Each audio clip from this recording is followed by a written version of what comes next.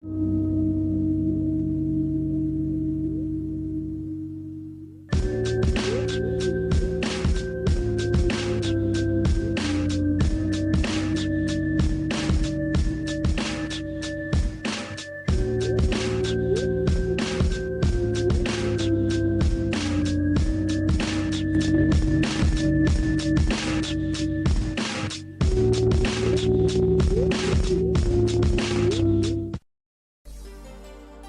everybody and welcome. It is the 3rd of December 2023 and we are back at it. It is the holiday season of Sega where I play my most cherished video games from the holiday seasons of your lore from times gone by, and the gang is already starting to file in. Ladies and gentlemen, kings and queens, and everybody in between, help me in welcoming SOS Farm to the stream. Happy to have you here with us, my friend. I'm glad to hear that you are also a connoisseur of classic Sonic. Oh yeah, this is how we do. Made some brand new overlays for the Sonic CD stream that we had 2 days ago. And then we put this little thing together for the Sega CD themed stuff that I've got going on throughout the entirety of the month of December. So that's fun with the Road Warriors pop.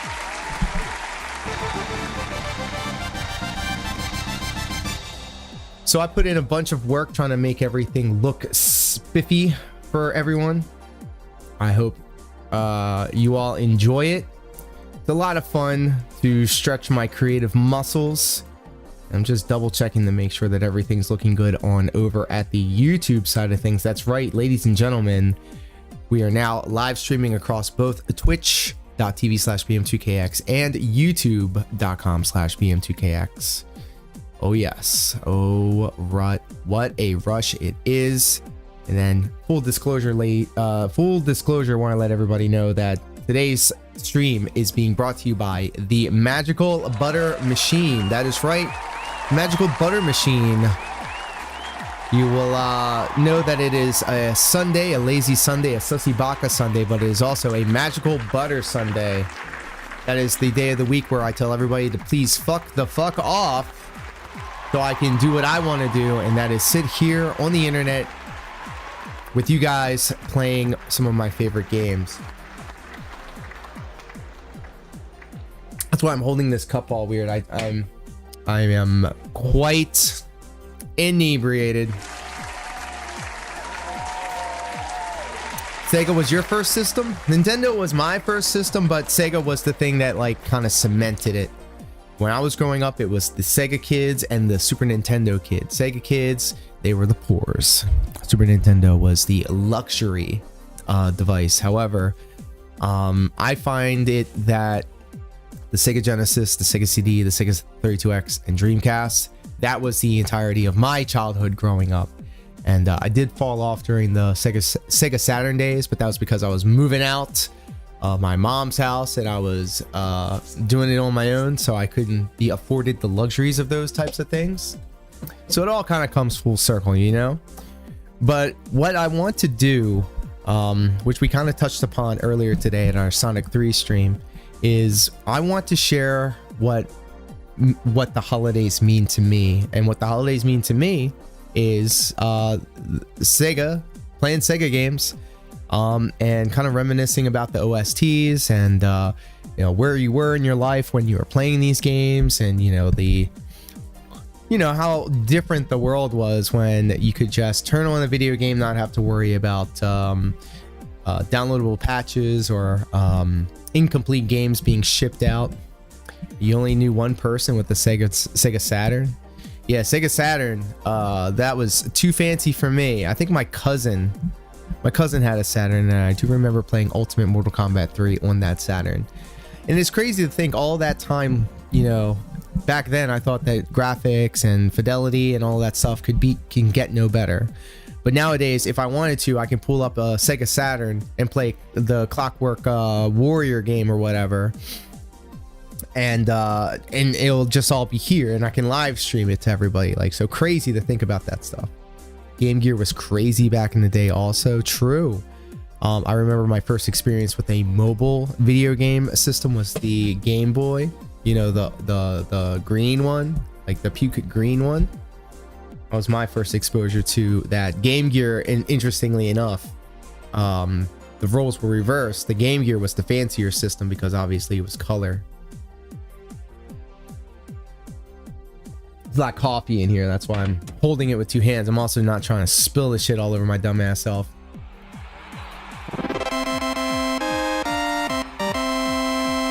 So we do have an itinerary for the stream. We will be watching a little bit of music theory.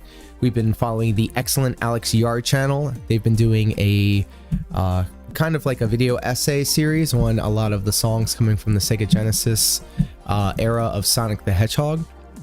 We watched a couple of Sonic 3 videos earlier today. We watched a couple of Sonic CD videos 2 days ago, and right here, right now, we will be watching some of the levels and stages and songs that go along with the stages in Knuckles, Sonic and Knuckles. It had the backlight, and you could play it under the covers. Yeah, that was like high-tech shit back in the day. Y'all kids don't even know anymore. Y'all don't know what y'all have, man. Y'all don't know what you have, and that's real shit. So big shout out and big ups to everybody across twitch.tv/bm2kx and youtube.com/bm2kx. It's very cool to see the Venn diagram of the different communities that I frequent, whether it be the Step Mania community that we've been building every weekday morning, whether it be the late night or early afternoon streams that we are having here, and including the Sussy Baka Sundays, where we kind of go a little bit long for marathon type streams since we actually have the time to do so. And then of course, excuse me, these live react gimmicks that we've been doing across the holidays and coming up with more Dark Side Phil nonsense. Jesus God. It wasn't until I started being toxic on the internet that I realized that that is where the views come from. And I don't blame people, because the first thing I do when I wake up is jump online and see what dumb shit Darkside Phil said next. This is how legends are made. So I think we're about done talking about all that, because I think we want to get into the meat and potatoes of what this stream is for. So let's go ahead and drop this audio and turn this up, and we'll watch maybe one or two of these videos, and then we'll jump into Sonic 3 and Knuckles. You've been thinking that also? See, great minds. Sonic 3 released in February of 94. Can y'all hear this? Launch Base was, for all we knew, the final showdown. But in fact, it was more of a mid-season finale, and a few compositional decisions in the music. That toxic lifestyle is hot right now. It is. We see a different spin on the baseline walk-up from Marble Garden.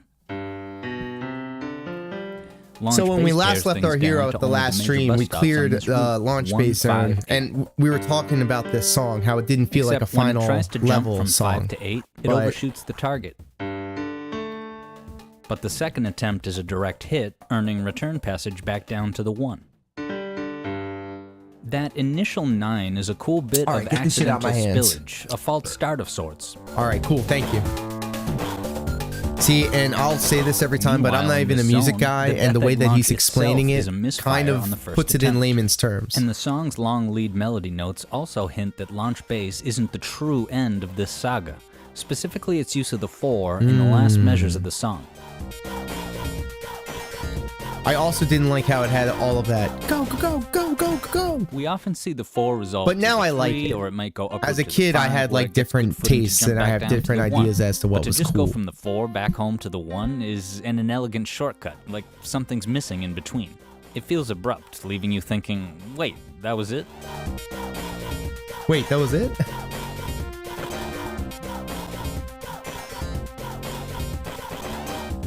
But within this inelegance, a different type of I was beauty once a is music found. guy, but I never thought of it lack this of deep for finality in Sonic. the It's four crazy. is an Like the apt Sonic choice for a CD zone that's video actually quite far that from we the journey's started true with conclusion. was And as with other very tracks by Jackson's team, the song uses educational audio samples, and such as the interesting. broken glass sound that's also in Carnival Night. Launch Bass even has lyrics that provide the player instructions on how to beat the level. In this regard, the human voice is used as just another instrument to be spammed.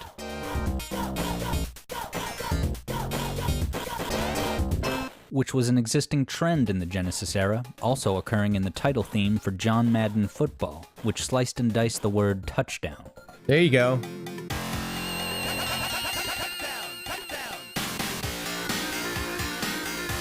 That song goes hard. Launch Bass's Go sample comes from the Run DMC song Peter Piper.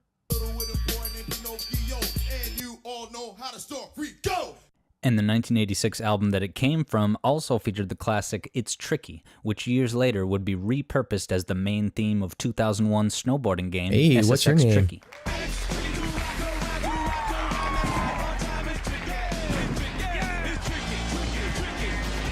But the way Launch Bass It's so ends 90s and it loops hurts, back to but the it's like, start oh, is be through the still use of my abrupt old silence. beating heart. Acknowledge me. This hasty exit encapsulates how some players felt upon beating the game. Only 6 zones? Suddenly we're done? TV off? The silence lasts 1.25 seconds, which in a Sonic game feels like forever. Who'd have guessed Launch Bass's music would find itself Yeah, in Take Me company Back with Home, Hank Schrader's sure. ringtone?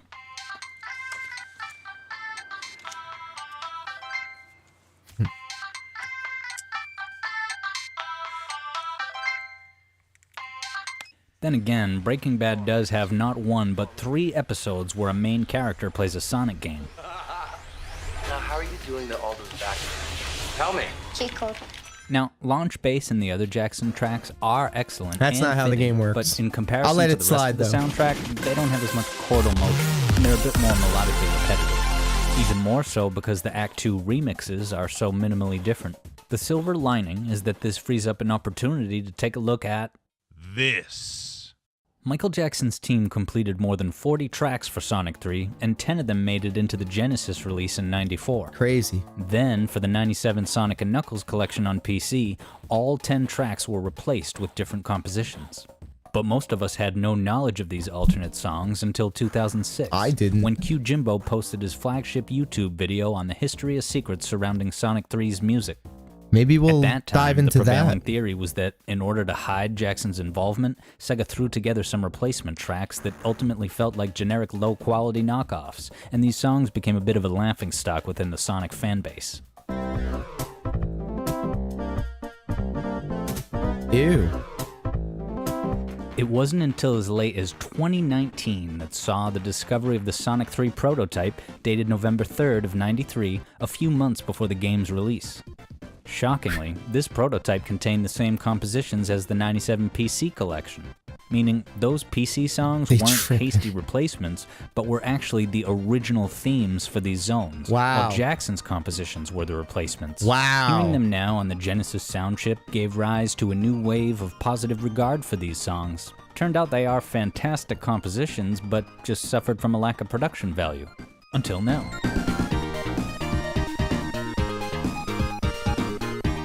That actually sounds pretty good.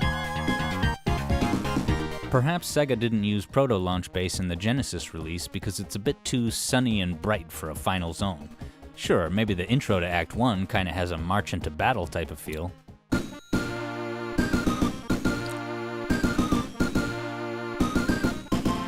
But after that, and especially in Act 2, things get more cheerful, like we're throwing a Caribbean dance party.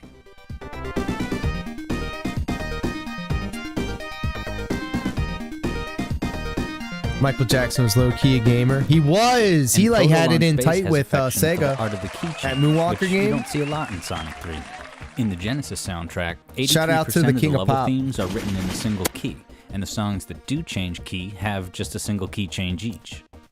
In walks Proto Launch Bass. If we map out the sections in both acts and assign each key a unique hue, we find there's quite the cacophony of color. What? Of course, every song is written in a certain key, which involves designating a specific note as the 1 or the tonic, that note of resolution that feels like we've come back to home base. He had arcades in his house. One He know what's ton up. is an easy way to remember this because You think Michael it Jackson would rhymes be a and it's good heavy. live streamer if he was still... If he was... Then, all the other notes in the if he scale lived in are a different determined by time. their relative location to the tonic. So in a key change, it's like you write a new constitution in the middle of the song. You pick a new note to serve as the tonic, and the rest of the scale follows in kind. You can even change from a minor key to a major key, which is exactly what Marble Garden does. That's such a weird sound, but it hits, you know? But you can't just switch to any key at any time. If done poorly, it can be jarring and disorienting.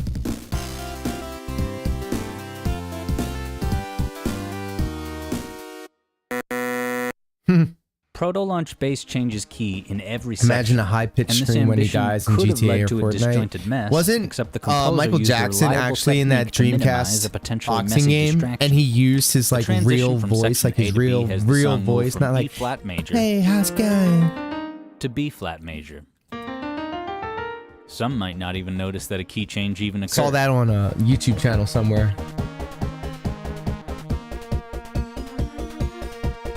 Ready to Rumble, that was it. Yep, that was the one. Here's why these two keys were a good choice for a mid-song change. If you consider the notes of the old key compared to the new key, You already know. it's true that the tonic home bass notes are far away from each other. But notice how 6 out of 7 notes occur in both scales. Since they have so much shared DNA, moving between the keys is much easier and natural sounding. See how the old key has 3 of these little symbols, and the new Yes. key has 2? Yes. Well, 3 minus 2 is 1, and the lower that number is, the easier it is to key change, because it indicates that the new key only has one new note that wasn't found in the old key. Proto-Launch Bass disguises this key change by avoiding that one note for a bit, since that note is the clear giveaway that we're forging into new territory. Instead, it uses chords built on the notes common to both keys, keeping the new note a secret until 4 measures after the key change.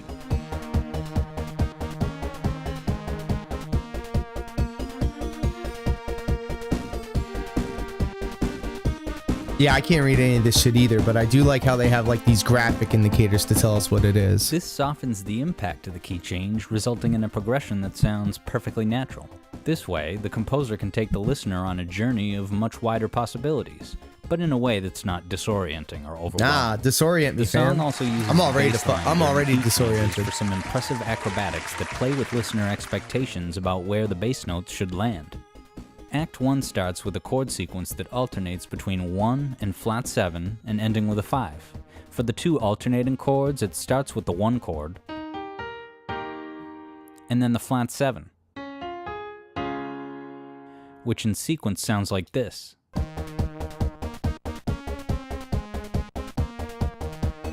Notice that the bass notes are in root position underneath the root of each triad, which is entirely conventional. What? What? Conventional to who? Now, Act 2 uses these same chords, but the bass throws us a curveball. Instead of that 1 flat 7, it throws us a 6 and then a flat 7. See how that 6 is not underneath the root? Uh-huh. This subversion of expectation throws us off balance, as if the tectonic plates beneath us are shaking due to the thunderous launch of the Death Egg. See, This it is script experimental writing like game of that bass and editing whack-a-mole like is that, awesome, man. and it's similar to Chrome Gadget in that way. And it sheds light on why Sega didn't use this song for the standalone Genesis release of Sonic 3 because it's just too much tomfoolery for a final confrontation. A real final showdown has a bass line that's brutal and direct, like Death Egg. This guy which kicks looked up you in all the these chin notes. With the 1 and He 3, did his two research strong for real. pillars of the 1 minor triad. Yeah, now that sounds like a final But boss. that's not all. A final zone. Proto-Launch Bass's key changes provide a springboard for the bass to pull off some mathematical gymnastics. The song first plays the chords as we just heard Big them, time. but Also then an immediately excellent key Peter changes Gabriel to play the song, same which was chords a also full step lower. the theme Here's of a the start of the WrestleMania. first.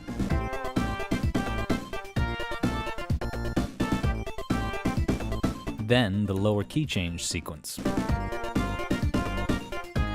I don't know what any of this means. The big feat involves WrestleMania what the 22, bass is that's the doing one. at the moment Big of this key time. change. The first section's bass ends on the 5, and then at the moment of the key change, the key shifts down a step. So that same note that was the 5 Big a time moment at ago actually 06. Good God, becomes man. the 6. And we directly almost witness 20 this change years because away. the note continuously plays before, during, and after it jumps through the key change 2006, portal. not 26. Jesus God.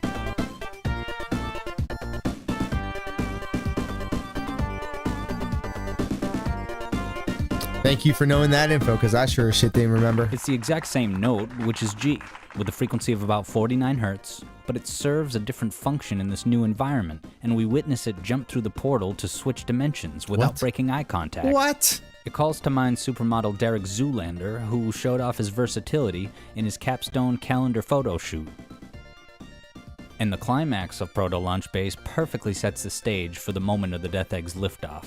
This downward bassline descends like a rocket launch countdown, followed by the lead melody launching up toward the sky, straining and laboring to exit the stratosphere. Remember more about before old wrestling sputtering than out and current? crash Yeah. landing on the 1. Crazy to call it old wrestling because I remember I was there when the This scriptures countdown were and written. liftoff is quite the crescendo.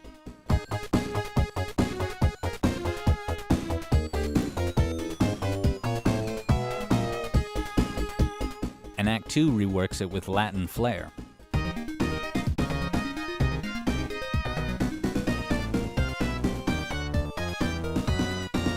Ah! Which leaves the question of why Whoops. Sega resurrected Proto Launch Bass for the PC release.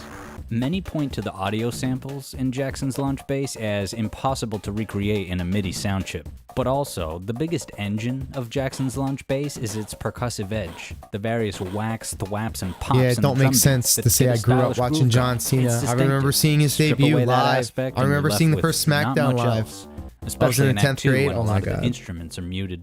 Oh my God. We put on my glasses. My old eyes can't see shit.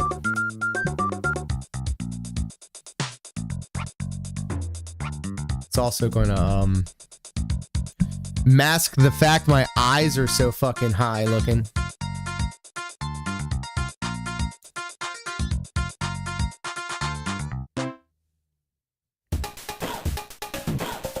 Alright, that was Launch Base Zone. We got one more video to go. They're gonna be talking about Mushroom Hill Zone, and then we're gonna jump into Sonic 3 and Knuckles.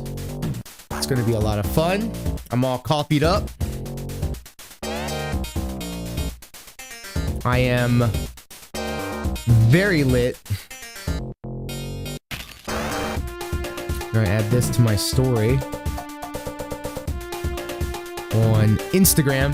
I hope everybody is having a stupendous Sussy Baka Sunday on both twitch.tv/BM2KX and Sonic 3 found itself with the unique youtube.com/BM2KX. challenge of having 2 first levels. Mushroom Hill needed to be fun and welcoming for players of Sonic and Knuckles as a standalone experience, but going all bright smiles wouldn't fit within the story started in the first cartridge. That's why we begin with the ripple effects of the Launch Bass Showdown. The rhythmic chaos of the intro includes this one-time triplet on the kick drum, followed by the chromatic tumble of the Death Egg's recent nosedive. That's The beat crazy. settles into its first real loop to put swing rhythm on display, which lends the track a bouncier feel than standard 4/4. Usually we count time like a steady march, where every step is of equal uniform length. But if we play this same melody with swing rhythm, it's more like skipping.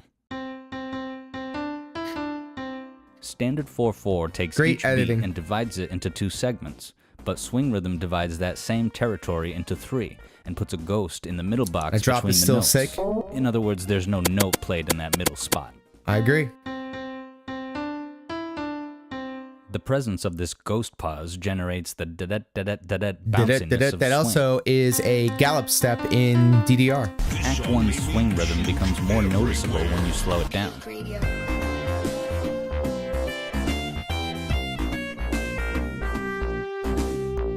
Compare that to Act 2, which is all business with the steadier pulse of standard 4/4.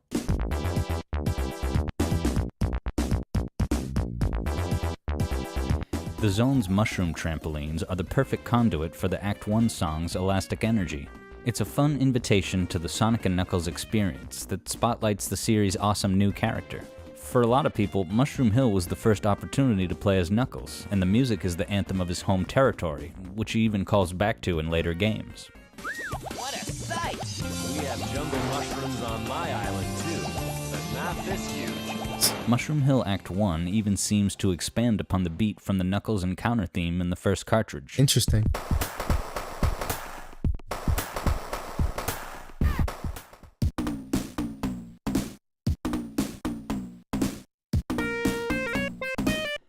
And the melodies atop this groove pay tribute to a previous first zone with a melodic nod to Emerald Hill, specifically the phrase that ends Section A.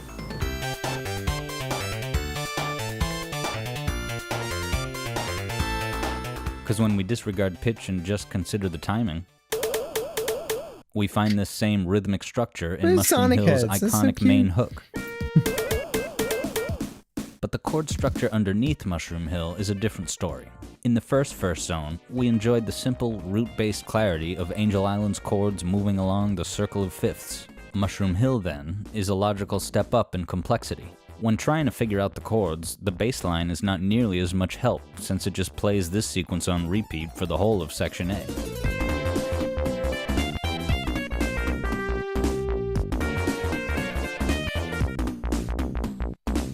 When it finally relents, it reveals the Mario drum does cadence, go a hard, chord though. progression right at home in this Mushroom Kingdom of sorts. The music of Super Mario Bros. Includes the 3-chord sequence flat 6, flat 7, then 1 major for a cheerful resolution.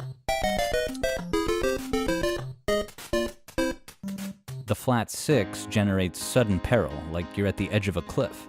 Flat 7 is a rallying of the troops to fight back, and the 1 is your home victory. In the level clear fanfare, it's a concise summary of the challenges you went through to arrive at victory.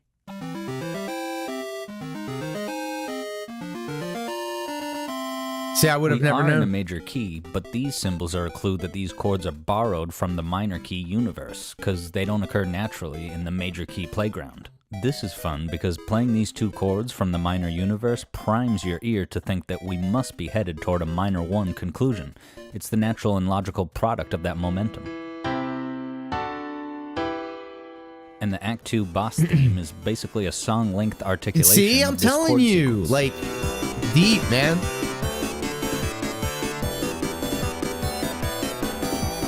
All that build-up culminates in the minor-keyed affirmation of sinister forces, so we could call it the Eggman cadence. But in the Mario cadence, we swap in a major 1 for a more triumphant resolution.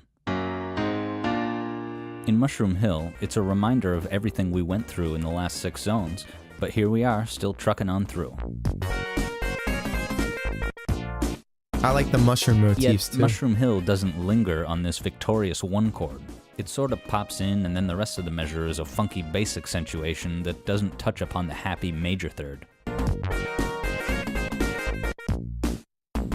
Because we can't celebrate yet. There's plenty more to conquer in this cartridge. And future first levels take inspiration from Mushroom Hill too. Hold on to your space-time hats, because our first stop is the next mainline game, Sonic Adventure, whose Wow. first stage, Emerald Coast, wraps up with the Mario Cadence 2.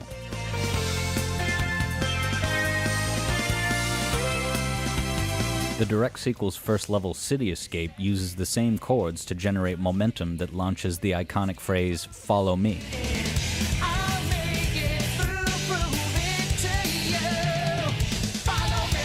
Wow, Sonic okay. Heroes opens with Seaside Hill to show how you can use the Mario cadence to build up to the 1, but then immediately dash away.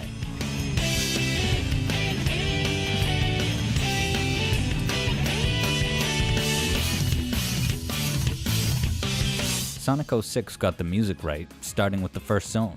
Wave Ocean's chords give Sonic enough steam to outrun that orca.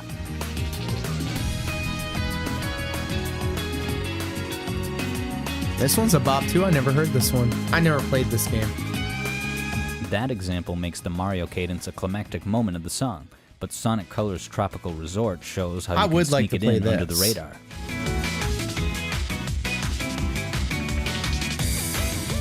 Now, considering the fact that it's also in Sonic Lost World's Windy Hill, You mean Mario Galaxy. What the fuck? Then by this point, it's just gotta be in Sonic Force's first zone, Lost Valley, right? How long does it take to come across one?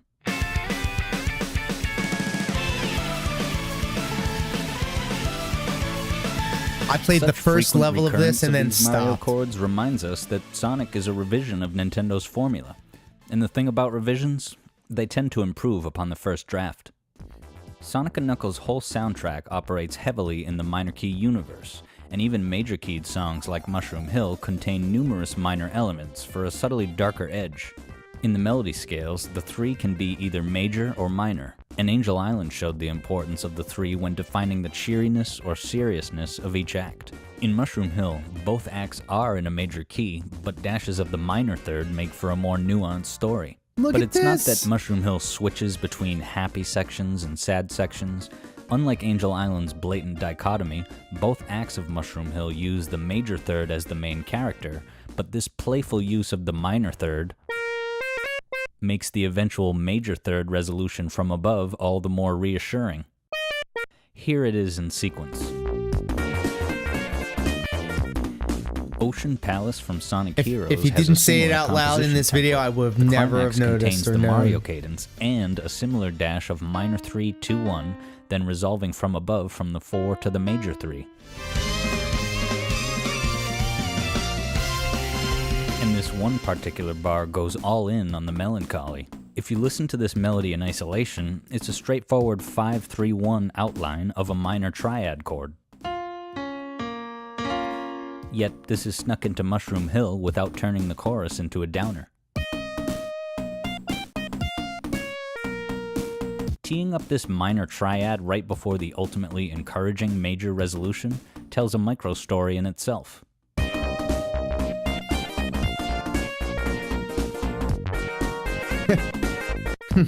The melodic narrative is the same between Acts 1 and 2, but the drums vary significantly, and not just due to swing rhythm. Take the snare drum. It's the drum that pops, often at the moment it feels natural to clap. A traditional rock drum beat has snares on beats 2 and 4. 1, 2, 3, 4, 1. Mm-hmm. And watch This video concert series goer clap on constantly each gets me snare. saying this kind of shit. Wow. White people! Most of Act 1 keeps snares Off on the beats beat. 2 and 4, making for a safe, sturdy I can say beat that to on open the white game. passing. But Act 2 gets more ambitious, with snares in any number of different spots. Compared to the casual bounciness of Act 1, Act 2 has a more rigid, almost military drive. The drum solo that opens Act 2 sets the stage immediately.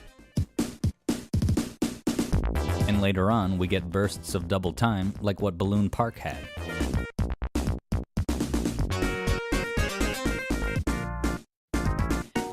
This creates a heightened sense of energy that pumps you up for the spiked bars boss that none of the kids in our neighborhood could beat. Yep, I And couldn't another either. differentiation is the two acts' use of toms. A drum set might have 2 or 3 toms, and it's not that each tom plays different notes on a scale, but they are pitched differently, such as the high tom, low tom, and when needed, the C137 tom. Act 1's prevalent Ew. toms generate a foresty jungle atmosphere, I'm trying to tap along to this. which is comparable to Donkey Kong Country's track DK Island Swing. Hey, there with we its go. heavy use of swing rhythms played on toms.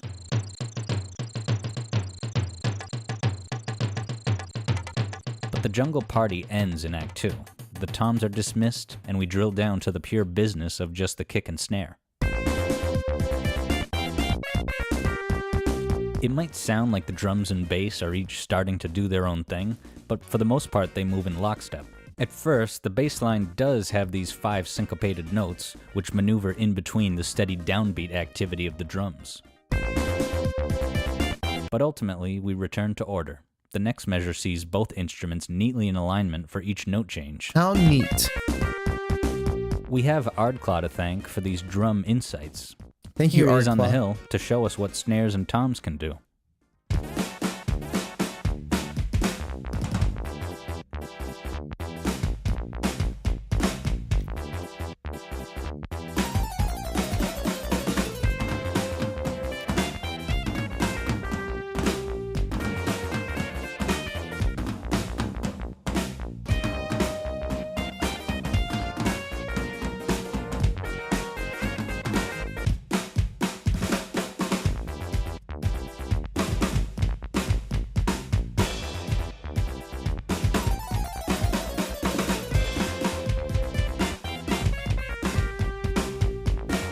I don't know how to drum. I don't have rhythm. I don't have any sense of coherent, you know, cadence.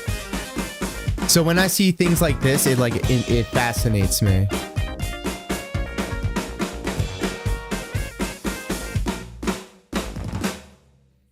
Big ups, Alex Yard, for another excellent music theory. Go about writing a song for a We got zone one about more a video, and then we're battery jumping that can into fly. Sonic 3 and Knuckles. Actually, the dictionary also defines battery as the guns of a warship and an artillery unit in the Thank you for army. hanging out with me today, Oh, okay. either live or on the Flying replay, battery. That or makes a lot more at sense now. twitch.tv/bm2kx, But you already knew that. or youtube.com/bm2kx.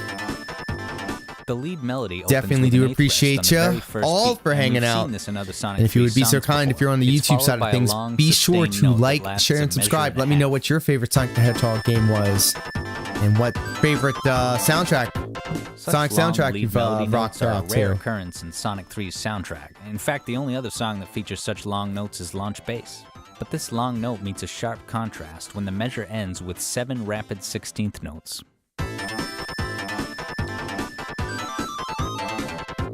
It's not the first time we've seen something like this either, as And Azure thank Lake you, also features measures that end with Farm the 7 Great. Thank you 16th for notes subscribing slated to in the latest channel. possible I slot. do follow for follow. You're getting one back.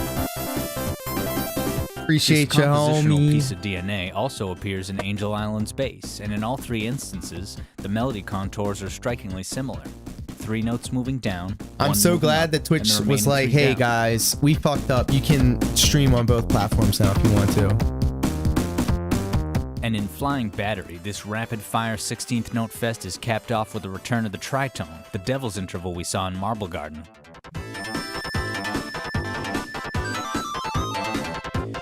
One of the song's fun touches is its use of the minor chord with a chromatically ascending fifth, a device predominantly associated with the James Bond theme.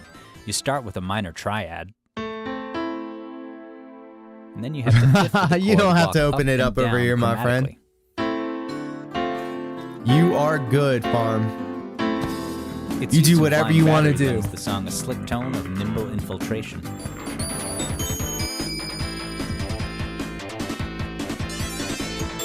As for the real thing, there have been countless iterations of this chord progression throughout the 007 franchise, the most definitive being GoldenEye for the Nintendo 64.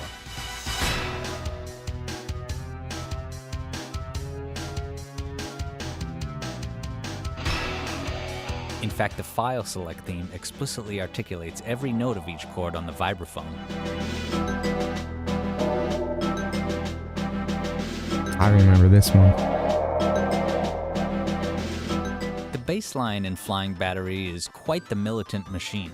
In fact, it's some kind of inverted mirror image of the James Bond motion because it starts on the tonic to move down, then back up with the same chromatic increments as I the got you. I 007 got the time to sequence. spare. Well, I appreciate you, my friend. Thank you so much. Absolute legend. I This would makes have for a shouted you notable out over symmetry on that Twitch, has the but net effect my of a sort of Clippy, back and forth pendulum. my Clippy destroys the feed. It kills OBS. It knocks out the computer. And it's because of the dual monitor setup, and I don't know how to find a resolution for it. At least not yet. I spent a lot of time putting in, Each measure making features these abrupt overlays and octave stuff. hops, with the distinction that the first pair have 2 high notes, while the second pair only has 1 each. These octave hops each pack a punch and have the effect of warning shots fired by Robotnik's militant crew. Oh. And if the overall texture of this bass line sounds crazy. familiar, it's because Flying Battery is Death Egg's spiritual cousin. This should come as no surprise, because they are both Robotnik's aerial warships. Comparing the 2 bass lines next to each other, we see that both rattle away on the tonic home bass note of 1. Oh. They also both make abrupt leaps up to the 7/8 and the 4/5. Here they are. You in good? We action. got old school Sega going on. Fuck yeah, you know how we do.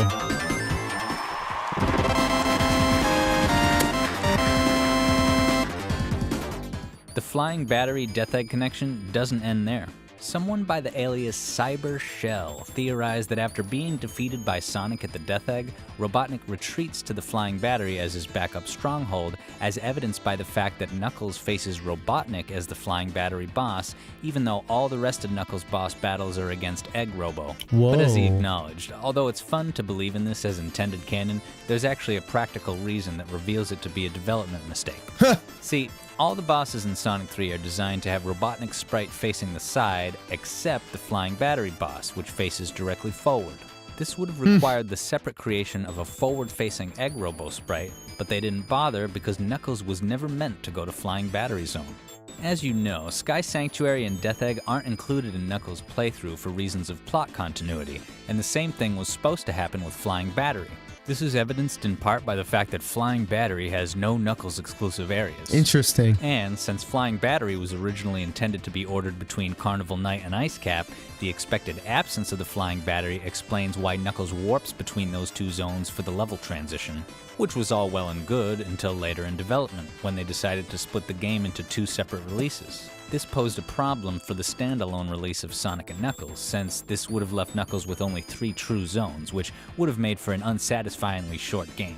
So with Flying Battery brought back in, perhaps they didn't immediately realize they would need a forward-facing Egg Robo sprite, and by the time they did, the sprite library was already locked in. So, Robotnik it is. But similar to the Act 2 music glitch in Angel Island, this is yet another oversight that's actually in service of the game's narrative immersion. Look at that. Even when they're fucking up, they're making moves. Run provides an additional opportunity for players to hear some of the slick techniques the composer used in the lead melodies of Section B. Flying Battery is written in a minor key, and within this framework, it's standard to use the minor 7th. Listen to how it resolves to the 1.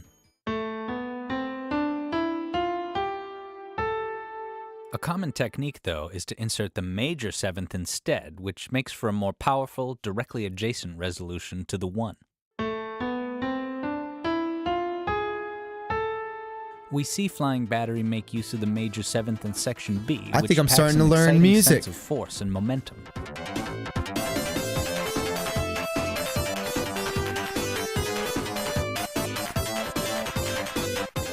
We touched upon this in the Desert Palace video. It's a common technique for a minor keyed song to use a major 7th, and tracking its occurrences throughout Sonic & Knuckles zones reveals it to be narratively relevant. In the Lava Reef video, Cutman pointed out that Sonic & Knuckles always felt darker than most other Sonic games.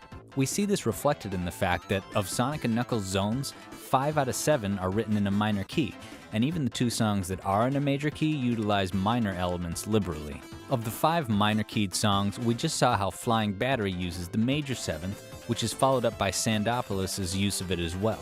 But as we progress through the plot and delve deeper into Robotnik's sinister schemes, we find use of the more subdued minor 7th, contributing toward a growing sense of despair where hope becomes harder to come by. Lava Reef Zone Act 2 illustrates a prime example.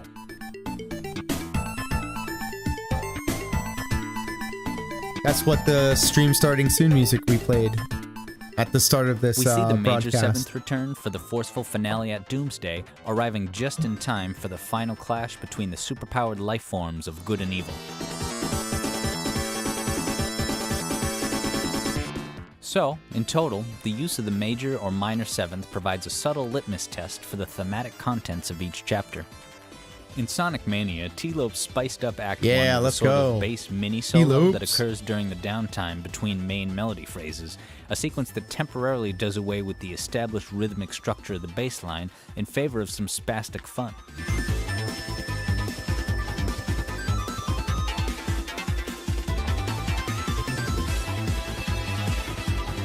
At certain moments of Act 2, in between each beat, he added pairs of 16th notes that give the song a feel of industrial ska. And the crowning jewel, if you can believe it, is that T-Lope snuck in the Endless Mind rhythmic motif in here. Oh!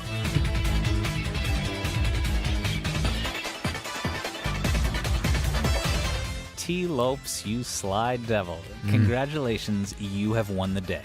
Now, a lot of Big fuss ups has to been T. made about Lopes, Carnival absolute Knight's legend. Barrel Did the of Sonic Doom Mania as an soundtrack unfair, alongside the cheap-shot Teenage puzzle, Mutant Ninja but Turtles, what's less discussed Predator's are these Revenge parachute bombs on the roof soundtrack of on Flying top Battery. of How many Streets kids of Rage must have 4. first arrived Absolute here to think, legend. oh, this is a dead end.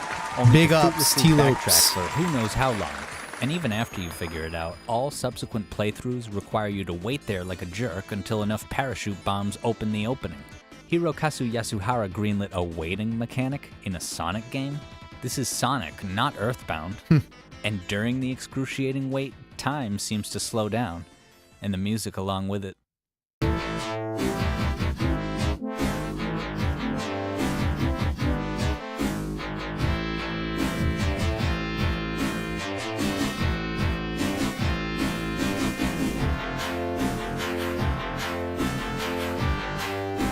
Very slick editing right here.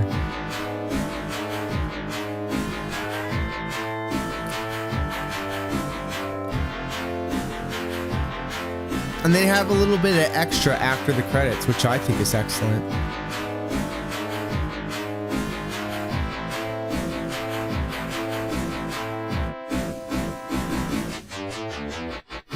Fair use, bitch. Fair use, bitch. Fair use. What do you mean you don't know fair use? All right. Well, that was definitely a thing that we just did. Thank you all for indulging me for this past hour. But that was just the opening contest. Ladies and gentlemen, are you ready for your main event of the stream? No, I can't hear you. Are you ready for your main event of the stream? That's right. That's what I wanted to hear. All right, now shut up. Shut up. I hope you will join me because now we are jumping into Sonic 3 and Knuckles. Holy shit, ladies and gentlemen, kings and queens, and everybody in between. Before we jump over there, let's give it up for SOS Rampage.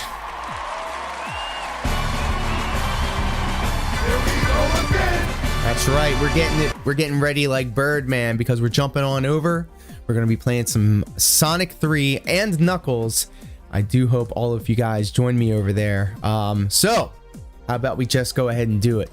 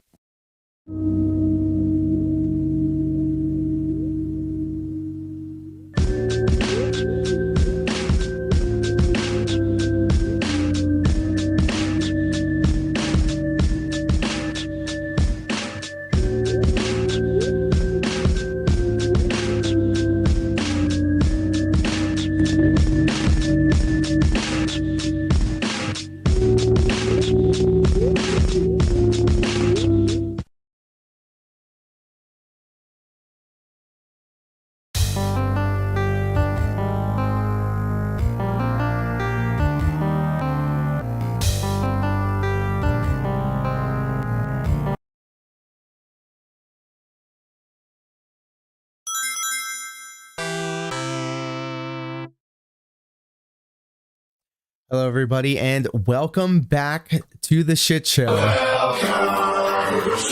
I hope you're all having a wonderful Sunday afternoon. I know I am because I'm hanging out with all of you guys across both twitch.tv/BM2KX and youtube.com/BM2KX. Could have been anywhere else on the internet, but you're here with me and you're here with us, and I appreciate that. Let's go ahead and get this woolly boy up on here. Y'all are too kind. Thank you for indulging me. Earlier in the stream, we enjoyed some music theory, and now we are jumping into the retro arc in order to get our Sonic 3 and Knuckles on. So let's go ahead and jump right on in. There it is. The high Diaz wool hats are in effect.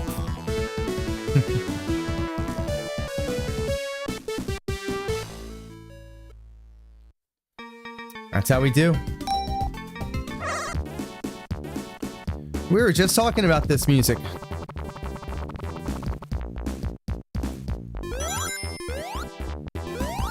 I couldn't believe it. After 2.5 hours, we beat Sonic 3. So let's see how quickly we can clear through Knuckles. Sonic 3 and Knuckles. We're gonna go exploring.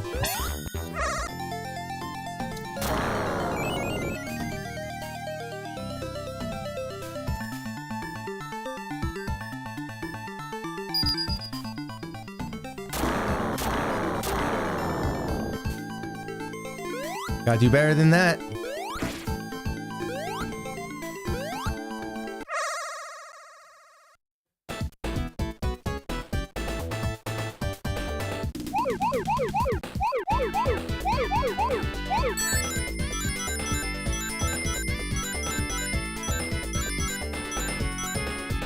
So, do you ever go to the gas station and hear that ring sound? Or is that just me? Am I crazy? I'm crazy, I think. Tell me you've never heard that at a gas station before.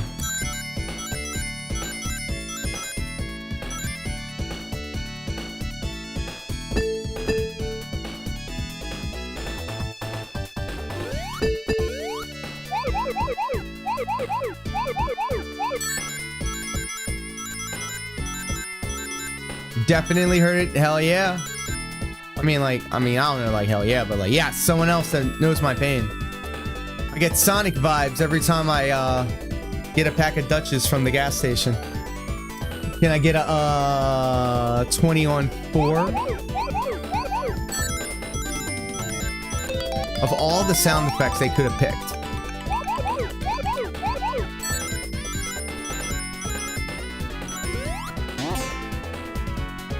Where are the blue boys at? I'm trying to get blue balls over here.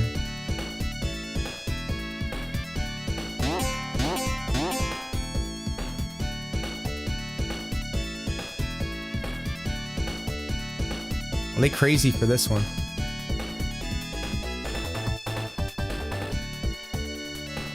There we go. Last 4. Perfect. Let's go. Give it to me! Give it to me!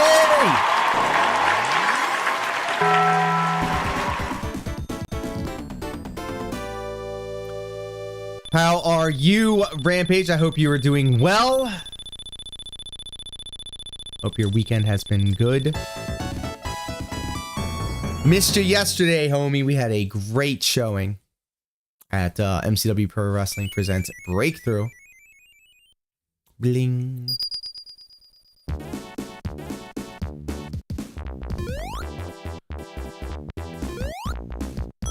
So Knuckles locked away that place. Why? You know, like, why? Sonic just walked all up in there and said, here you go. He did reverse stealing. He didn't steal the emerald. He, like, found one for him. Let me lower this a little bit. How does the sound... How is the sound, by the way? Is the retro arc too loud? Am I too loud? How are the levels? Turn me up in the headphones. Long working weekend. Couldn't find someone to cover. Lame. But you know what, though? That you got that extra little bit in the pocket.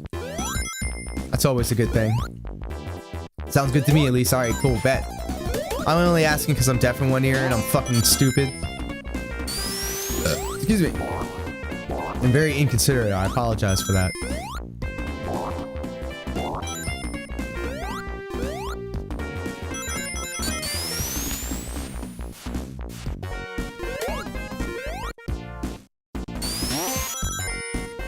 But yep, we got a whole bunch of retro Sega games to be played coming up in the month of December. That's the plan, so we can make more shows next year. Fuck yeah. I love hearing that kind of stuff. We had a great breakthrough show. We got Seasons Beatings coming up in Frederick this Saturday. And then December 30th, MCW returns to the RJ Meyer Arena for Seasons Beatings Joppa.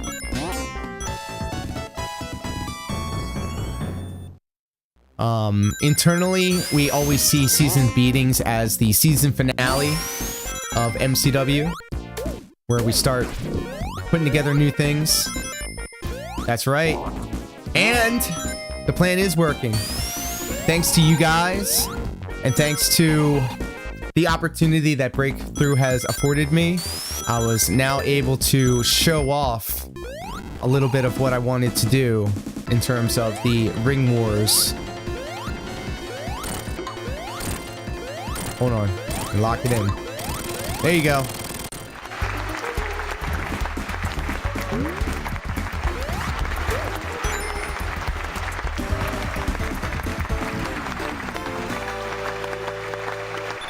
But me and Diego Cruz will be taking on the Hype and White Keys in Chulo, Montana in a huge triple threat tag team match. That should be a barn burner, as they say, a show stealer, others would say.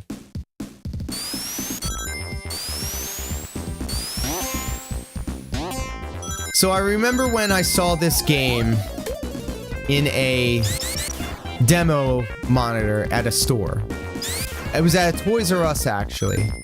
I was there with my dad. Yes, my real life dad. And somebody was playing the Sonic & Knuckles demo. This had to have been 1994. Somebody was stuck right here in the ground, and they were stuck, and I walked by. Now, mind you, I was a kid at the time, so I thought I was hot shit. I saw this person jumping around and not being able to move, and just generally having a bad time.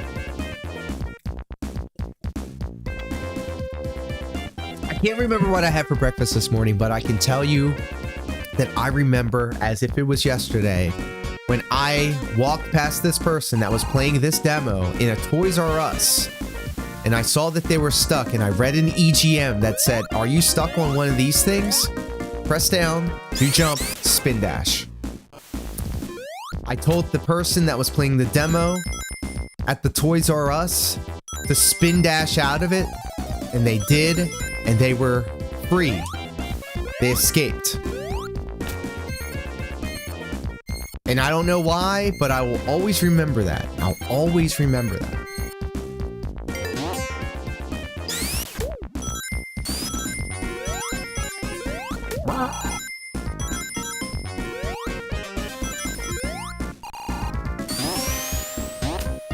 And then going on with the motif of the environments changing as you play through it. Right now we're in the fall. I think before we were like in summer maybe. Like the leaves on the ground. And then once we pass through this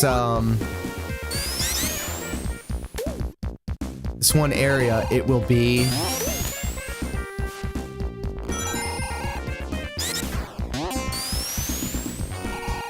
winter. I was hoping that it would come up as I was running through it, but it didn't. There it is. Yeah, I was waiting for that. So cool. Mushroom Hill changing its weather as you're playing through it. But we also have a lot of other Sega games that we're going to be playing over the holiday month. A bunch of games that I've played when I was growing up playing Sega Genesis, Sega CD, and Sega 32X. We are plowing through all of the Sonic titles so far, but I'm really looking forward to my times with some RPGs that I played as I was growing up during the holidays, including Lunar, including Final Fantasy Crisis Core, which was a game that I started playing last year. And a lot more. Shining Force CD. You see, I remember this boss fight thinking that, like, this was the hardest shit ever. Could not clear it. But the graphics at the time, I was like, no God, no other game has graphics like this.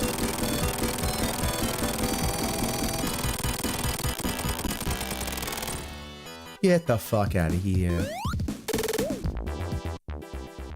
Have that L. Take that L, my guy.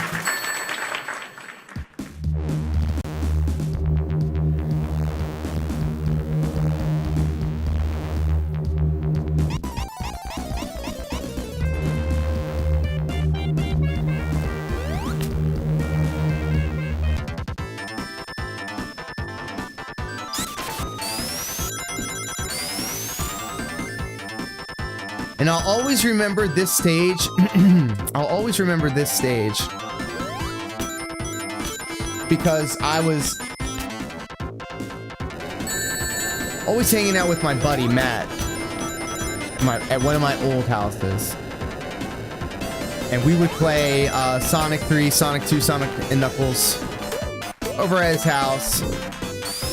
I remember like sleepovers where I'd have my pad of drawing paper with me, and I would just draw as they would play Sega, and then I would have my turn. I would play. But distinctly, I can always remember two things about my friend Matt and playing this game was the Sonic 2 Emerald Hill Zone and Flying Battery Zone. I don't know why. Again, I couldn't remember what I did 2 hours ago. But good thing you can watch the replay on youtube.com/bm2kx and get the replays. But for some reason, those two stages, playing these two stages at my buddy Matt's house when these games first came out, always stayed with me. Ah! Don't do that.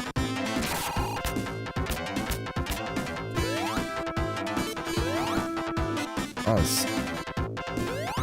that almost could have been a disaster.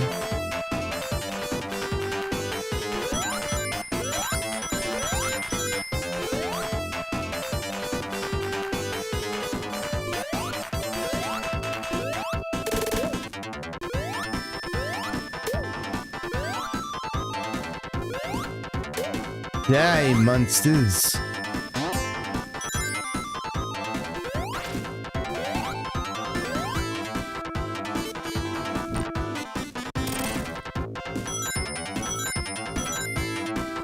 And I always thought this was like so difficult. Hey, ladies and gentlemen,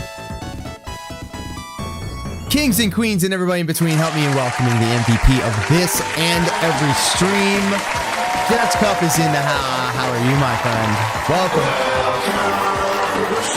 I am so glad to see you. I hope you're doing well. Thank you for stopping by, as always. And thank you for the small Sonics in the chat. And thank you, Rampage, for the shocked Pikachus in the chat. That's right. Because of the very generous Pat, Anthony, Maryland, and Maria on Friday morning Stepmania stream. We have a lot of new members to the channel over on the Twitch side of things. You get access to some top-tier Twitch emotes, such as Shocked Pikachu, Small Sonic, and I just got to show off for a little bit, the Sega CD console. That's right, that's how we get down on this channel. Super micro niche. Nobody else would understand. However, only the real ones will understand, and that's why y'all are here. Also, today's stream is being brought to you by the Magical Butter Machine. That's right. The boy's high as fuck, and I ain't never coming down.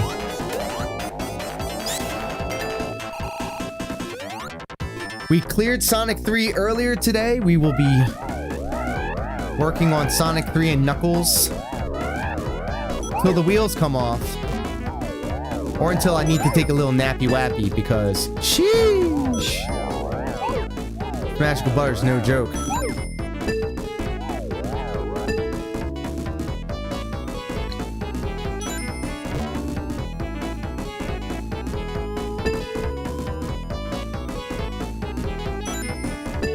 I don't remember this at all.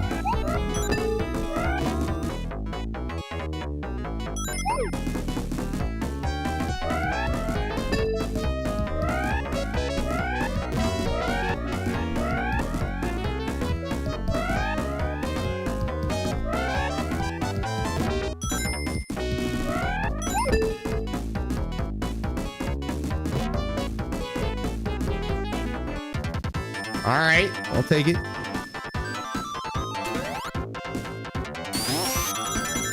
Took us about 2.5 hours to clear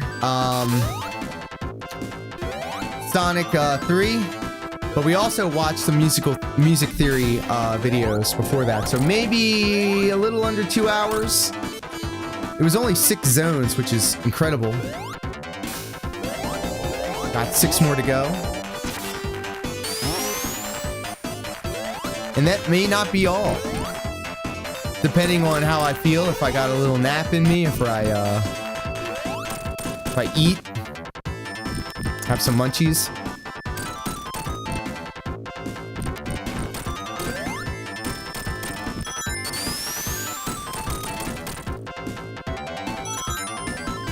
We might play some KO Flying Squadron or something.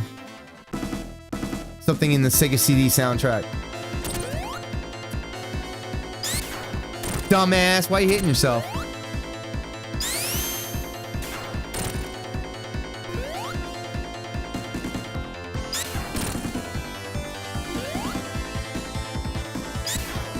$50-50.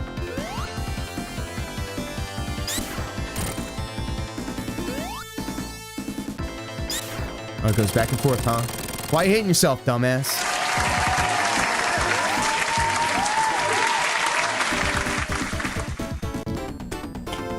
Did it, y'all.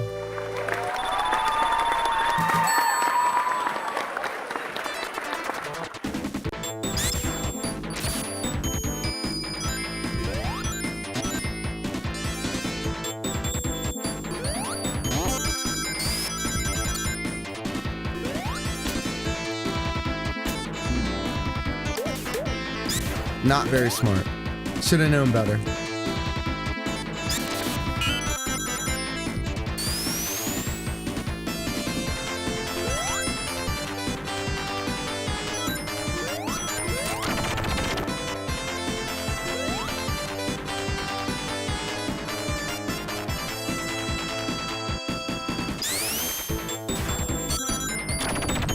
Bad Sonic game. Why you make me wait?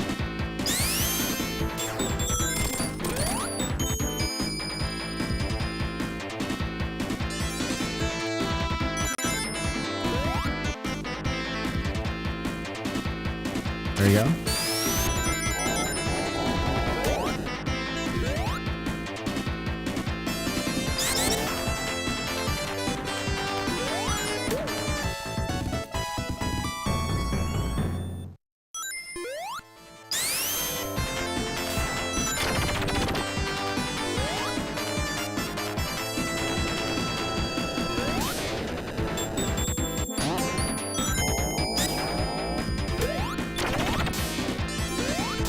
What's this?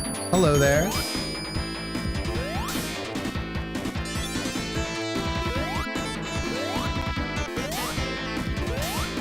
Hey.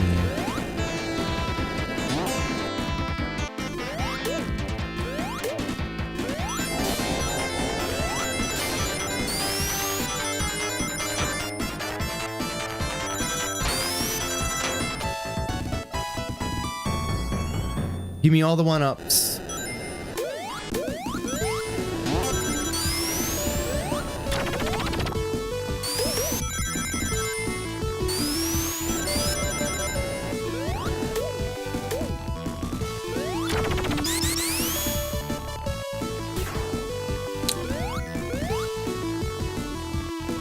Why give me invincibility at all if I'm going to be in a elevator?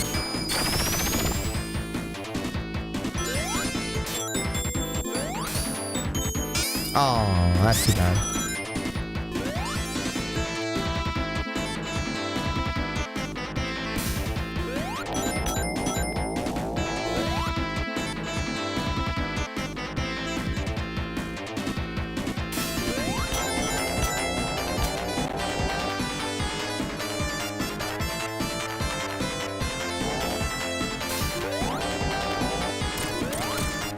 Screw me up.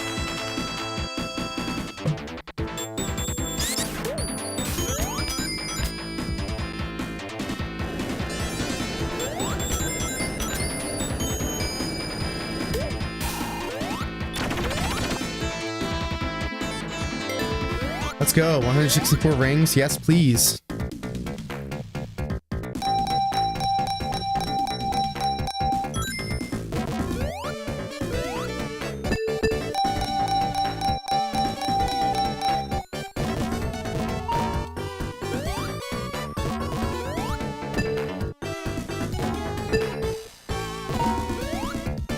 It just feels like I can't jump properly. Bugged mechanics, dude.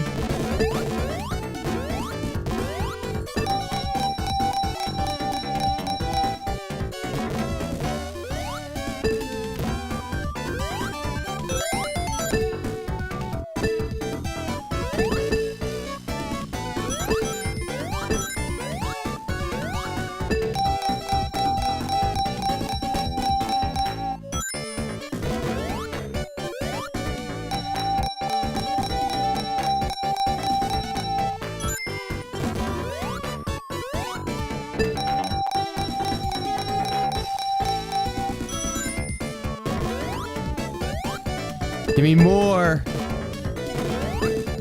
Ah. It was good. It was good while it lasted.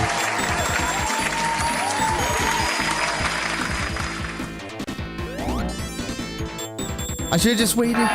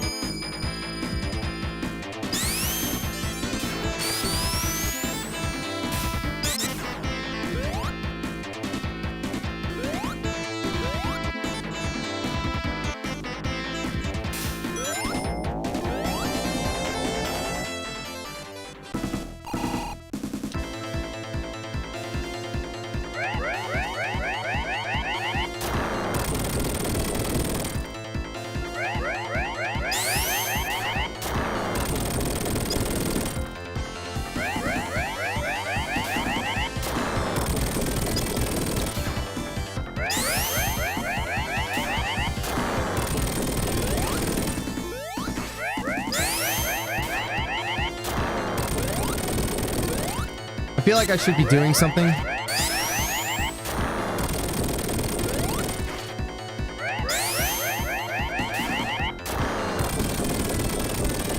Oh, he did it to himself. What an idiot.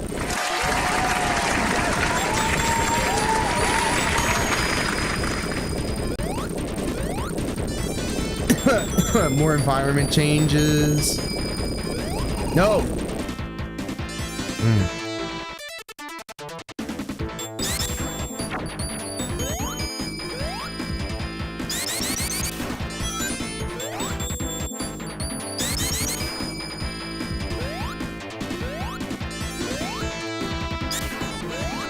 Oh, fuck, no!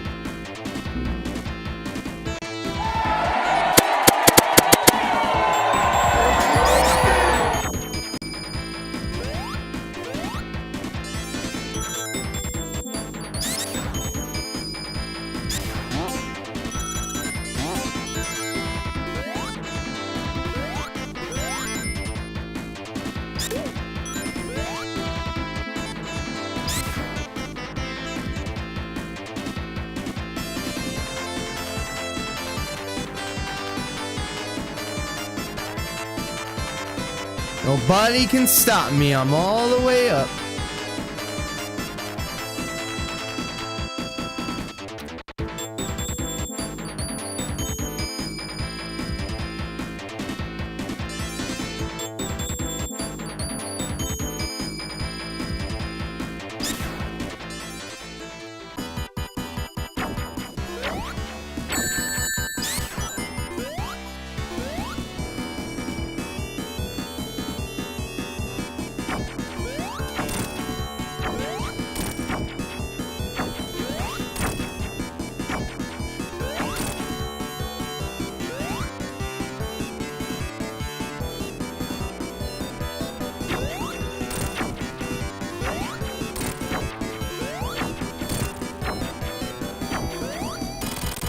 Too easy.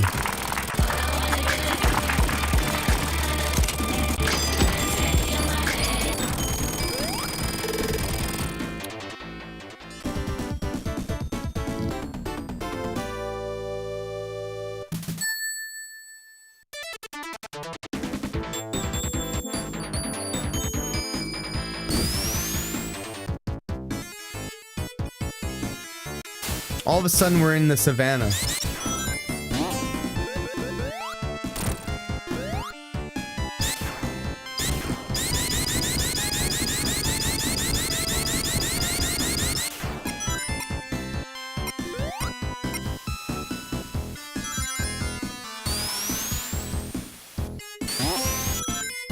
We'll just go to wherever the fans take us.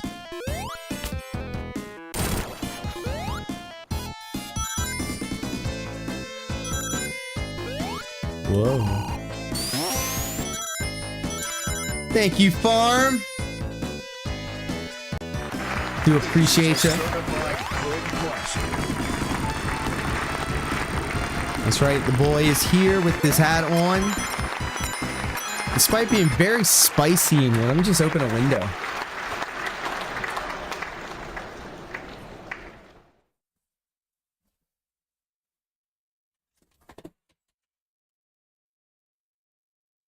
Wow, are you kidding me? I opened the window and it's dark as fuck out there. How crazy is that?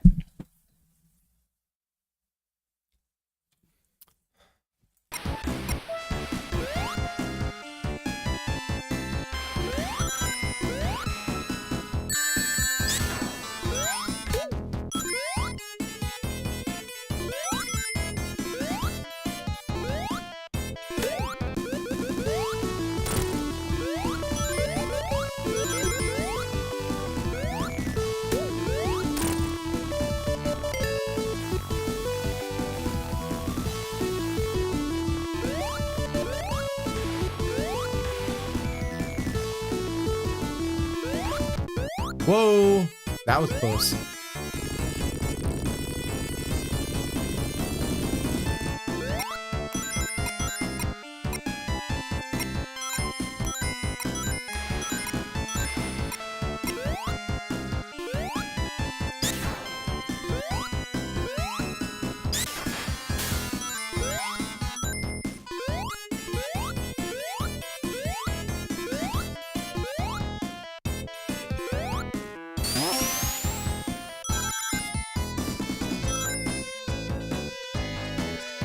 Go all the way up. See what's over here? No. Okay.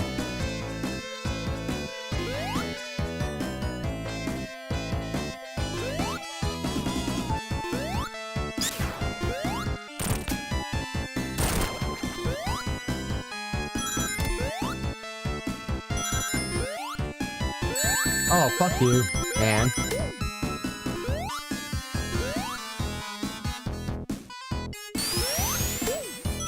Take that.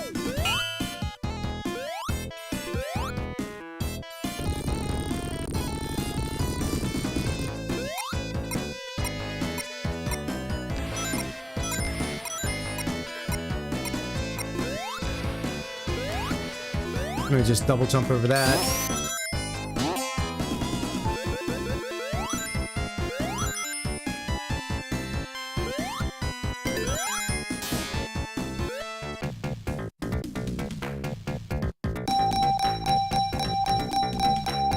Give it to me. Give it to me.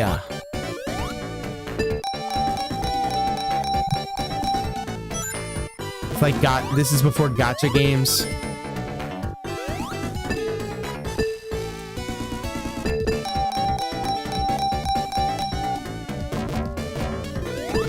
We can get like a dark, gritty reboot of Sonic the Hedgehog where like he has a terrible gambling addiction. If you or someone you love is addicted to internet gambling,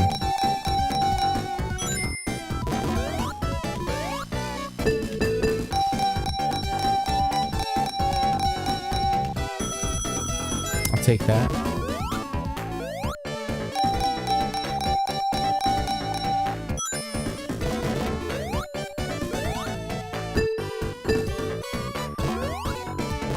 Don't do it.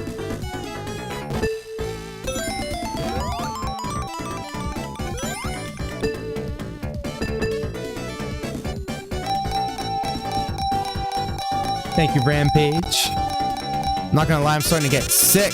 Oh. Motherfucker took all my rings and then kicked me out. Boom.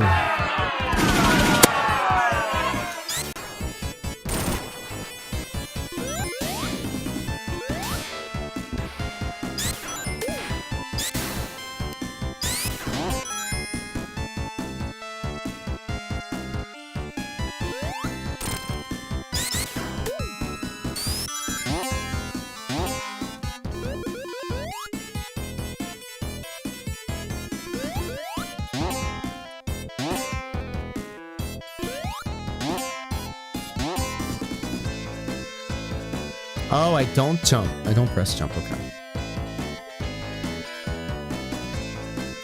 Now I do. Yeah.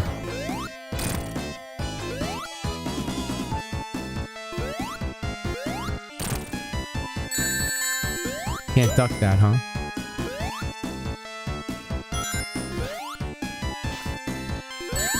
Oh, fuck off.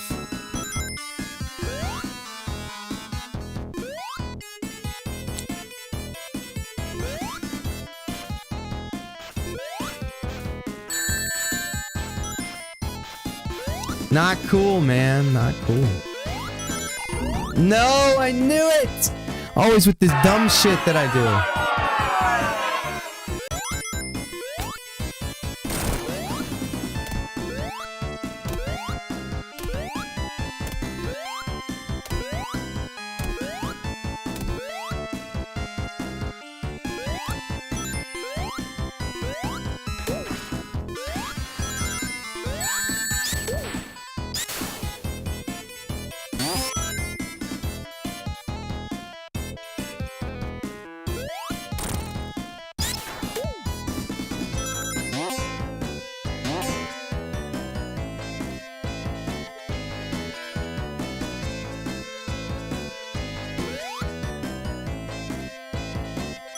Take my sweet ass time.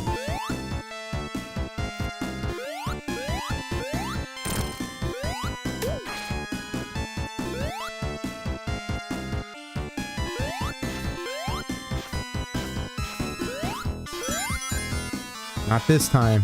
Not today, Satan.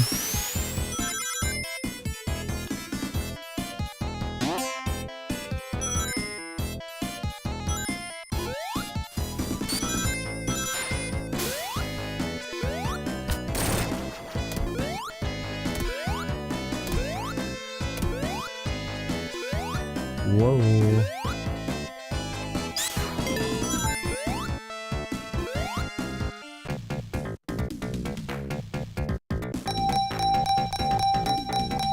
Yeah, give it to me. Oh yeah, let's go. I don't need anything else. I'm out of here.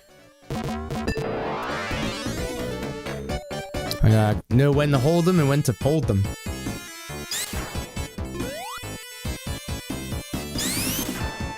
Uh-oh.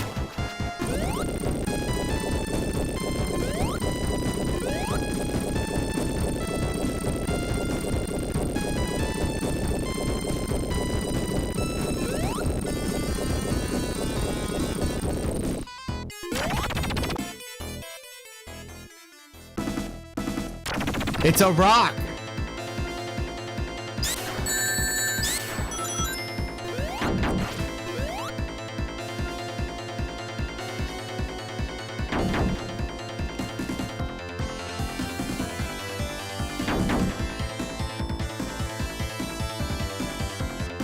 Hey, ladies and gentlemen, kings and queens, and everybody in between, help me in welcoming the lovely Lieutenant Mal to the stream.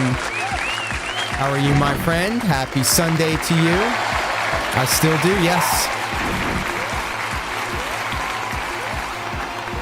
Ah, get out of my lobby. In fact, get the fuck out of my lobby. Easiest boss fight ever.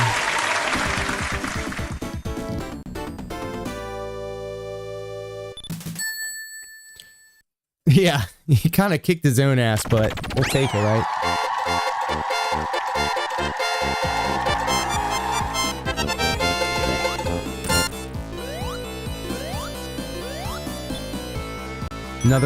Another example of changing the environment throughout the zone, making it interesting.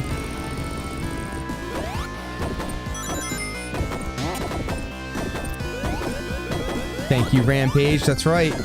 And if anybody here within the sound of my voice, either live or on the replay across youtube.com/BM2KX or twitch.tv/BM2KX, if any of you are listening either live or on the replay and need some digital art done for your channel, whether it be emotes, whether it be overlays, or anything in between. All right, I have to re-download mine. There you go. Season 2 is pretty good. It was only pretty good. But my Lightning Ball Sorceress build is OP as fuck. I'm like Nightmare Tier 3, World Tier 3 now. Ooh, spoopy ghost time. That's right. Do give Lieutenant Mao's Etsy store a peruse.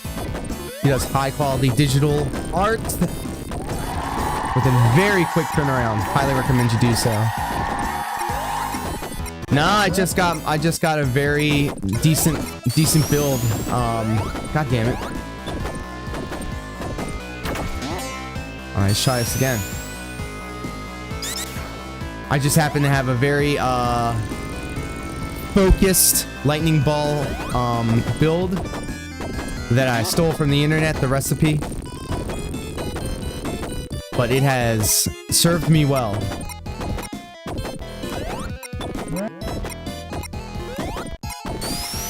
Made it. Yeah, I've been grinding Nightmare Dungeons. Oh yeah, and boss battles too. They also do very good against single target versus AoEs. I hope your Sunday is going well. Still feeling the effects from yesterday's show, but this, as is every Sunday stream, sponsored by the Magical Butter Machine. That's right, the Magical Butter Machine. Helping me ignore the pain because I'm too high to remember what happened. Fuck off!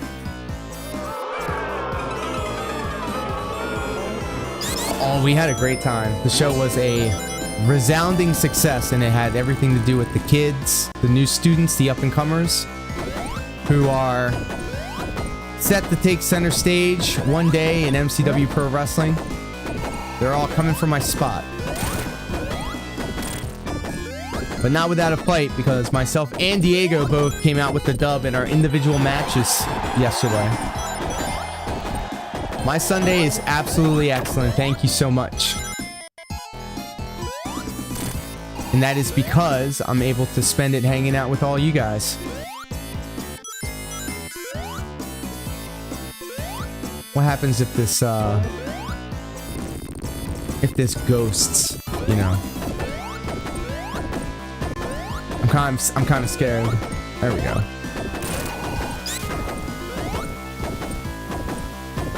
They're mad too. Look at them. They're me mugging.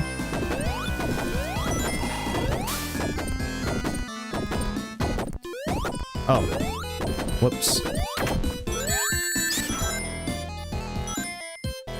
Stumbling through this game. Oh, now they're really mad.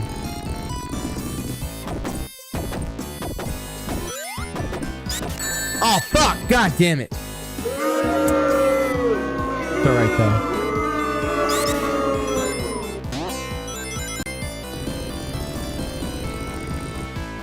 We're gonna wait.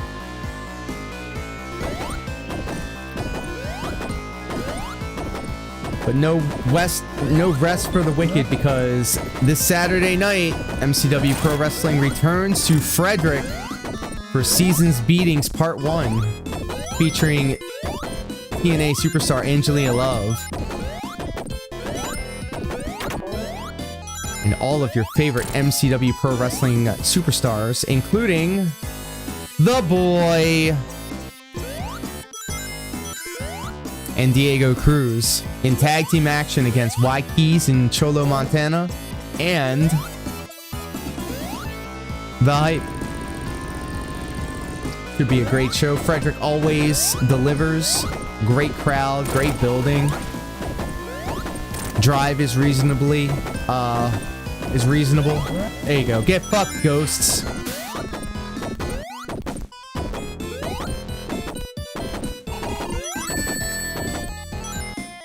However, if I were to say where exactly I feel like I'm beat up the most, it is my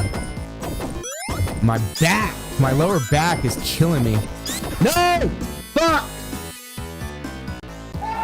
Still a little tight from carrying those two, Nikita and Jet Garrison, or Garrett, or whatever his last name is.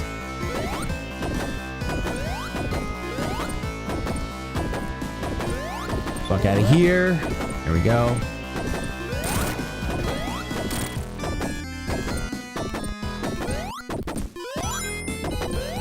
I need to be faster.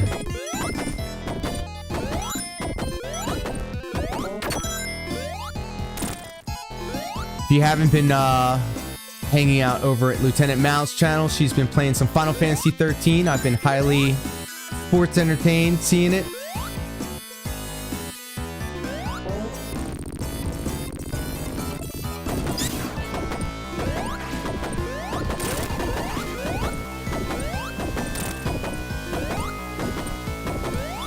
There you go. I gotta be fast. I'm one. Let's go up this way.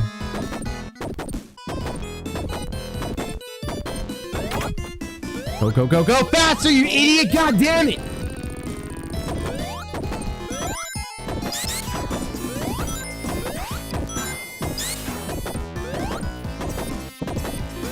Don't ever do that to me again. Give me a signpost or something.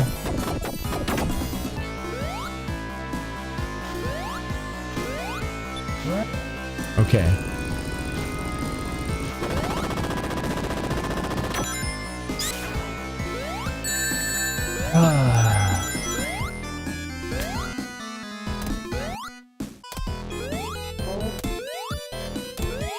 Hopping along.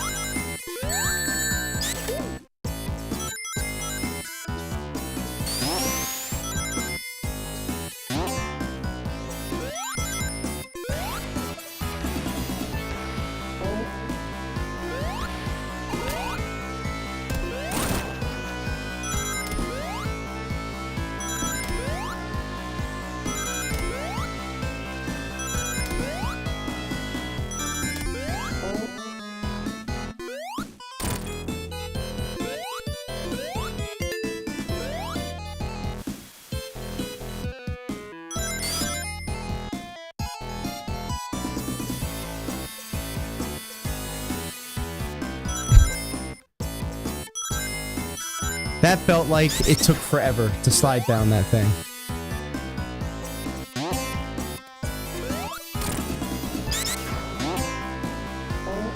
Uh-oh. What a terrible night to have a curse.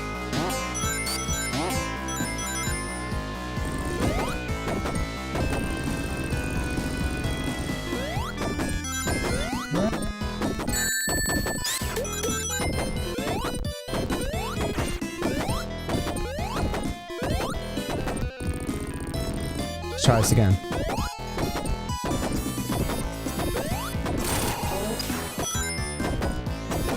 There we go.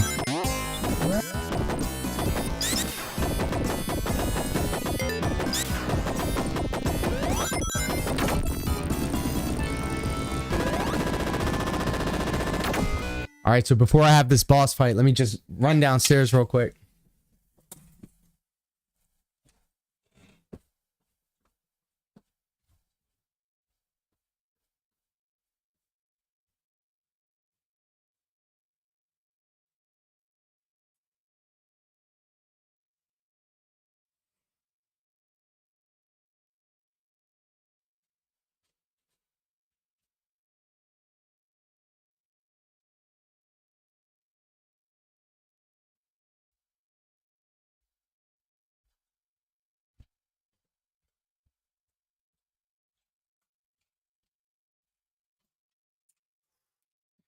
I had to turn off the heater and open a window down there.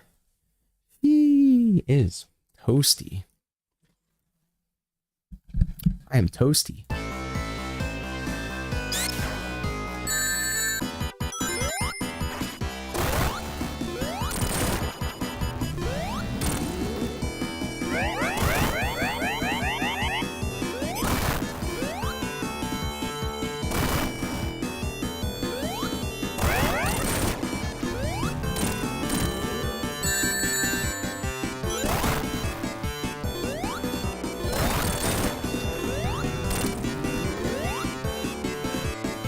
I bet you I can hit him more than once.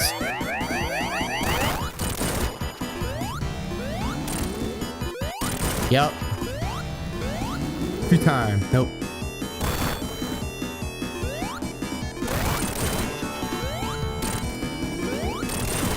It's got Mega Man 2 boss vibes from Wily's Castle.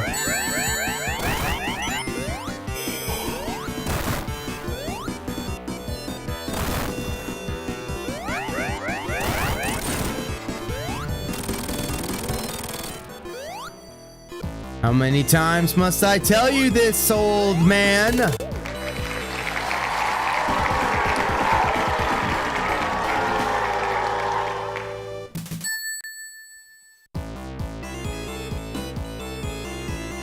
Thank God I'm out of that hellhole.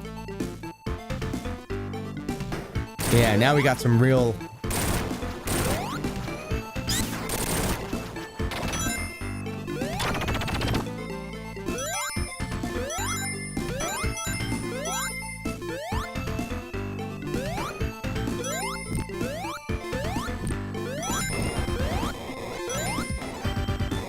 I'll take that, thank you. Well, better to have loved than lost than to have never loved.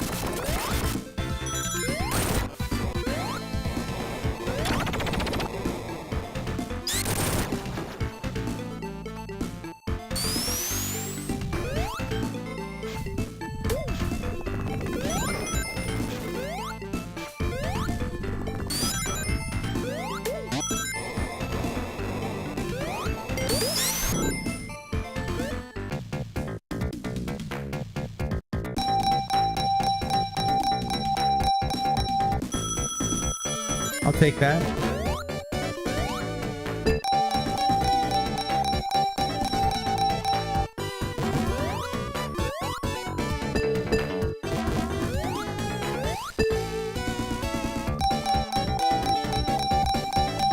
Give it to me! How come all 3 rings only gave me like a shit amount of rings? Explain yourself, Sega.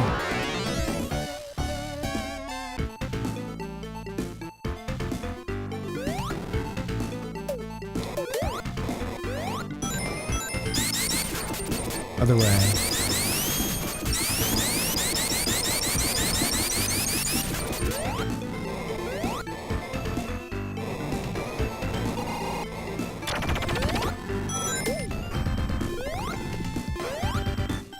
Your projectiles mean nothing to me.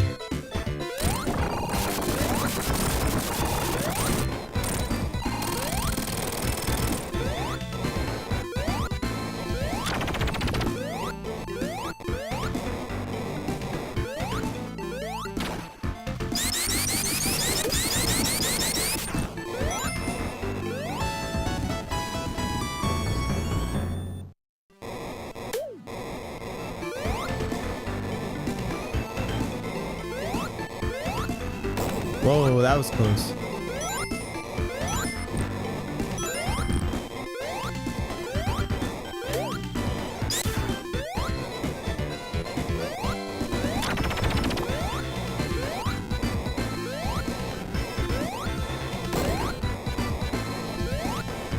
Do I want that? Do I want that?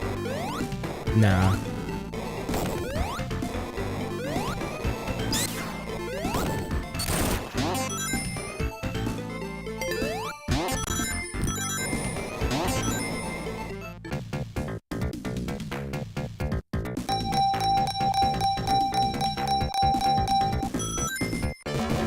What?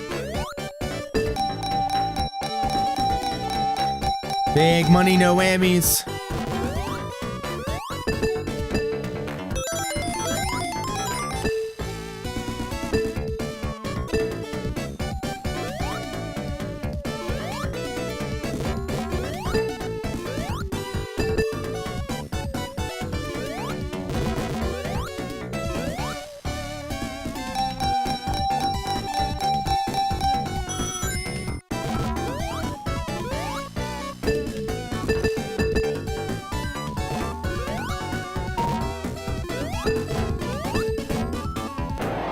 Oh well.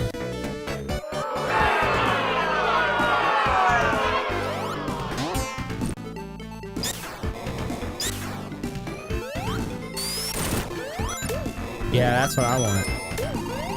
Fire.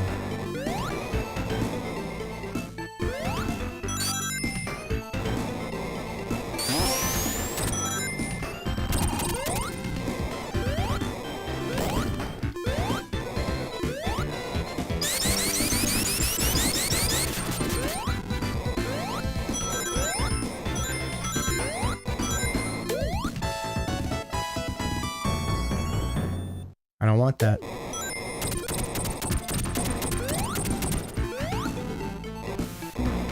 Oh.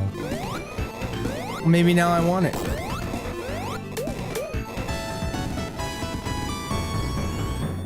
You get one up after one up.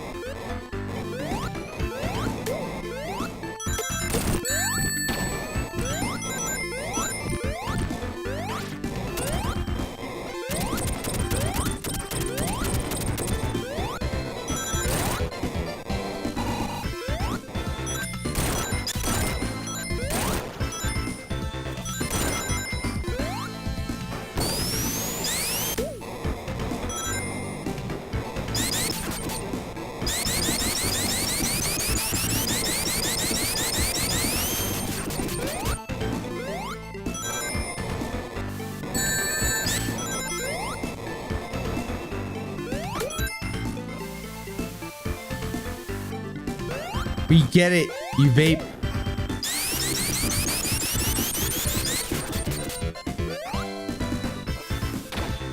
Can't go that way.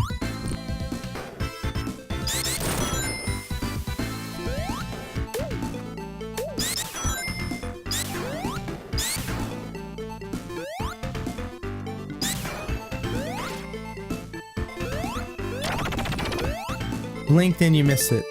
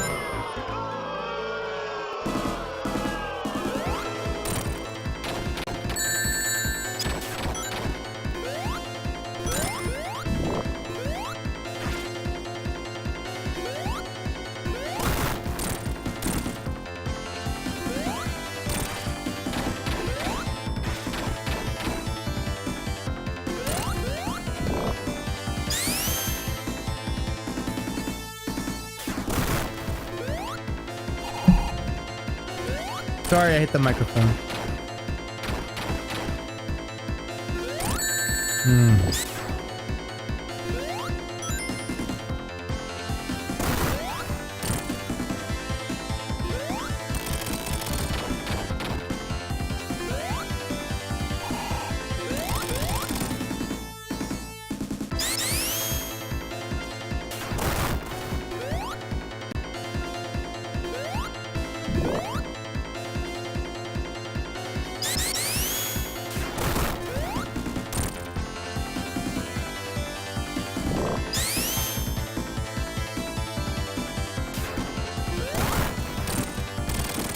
That'll do, pig. That'll do.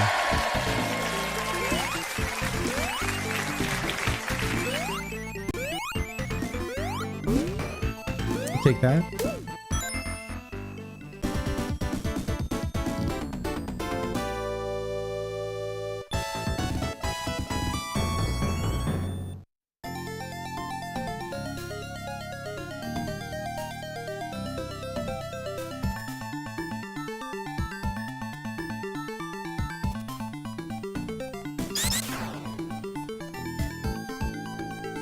Now this is cool.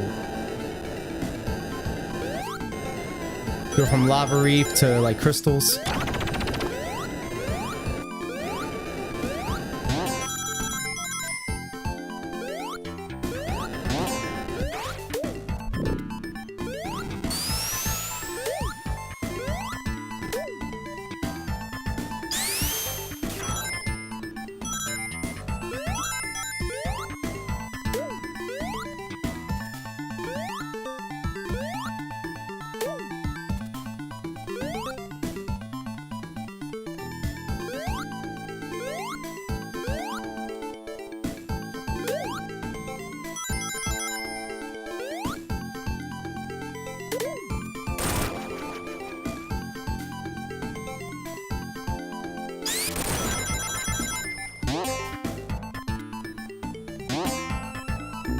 Oops.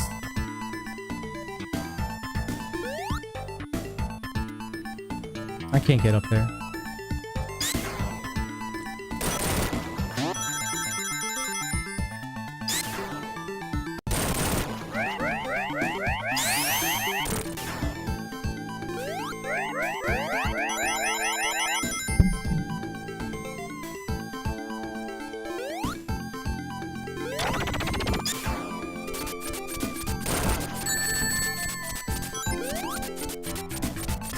I should have known. I don't know why. I was like, nah, this is fine.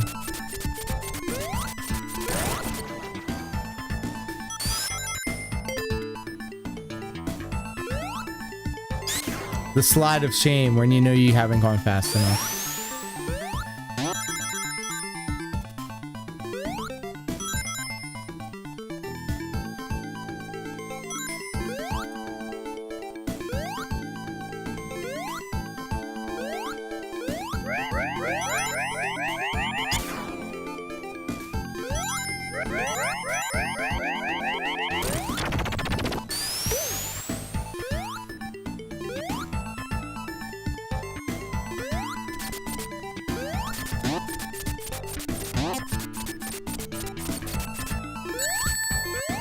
Doesn't matter, got the heat shield now.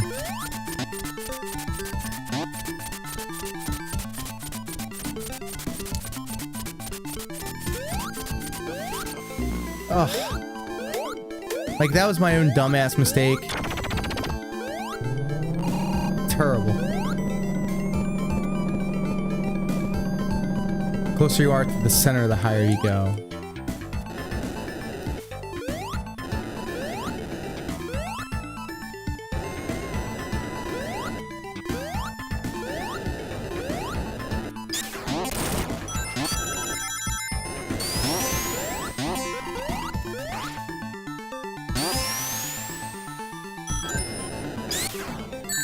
Whoops.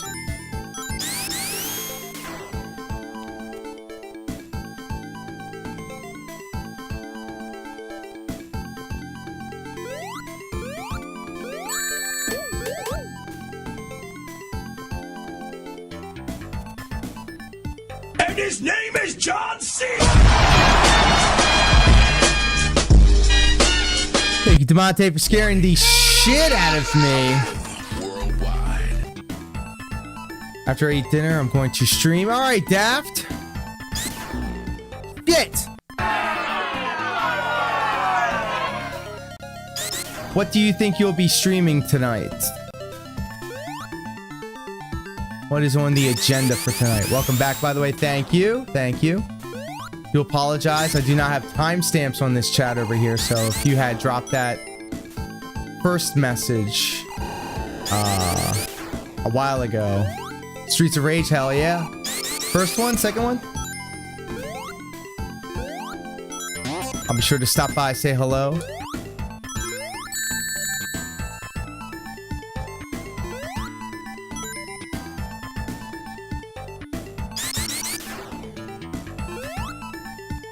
second or third one? I'd say the second. I'll be honest, I did not like the third one. Maybe 4, hell yeah.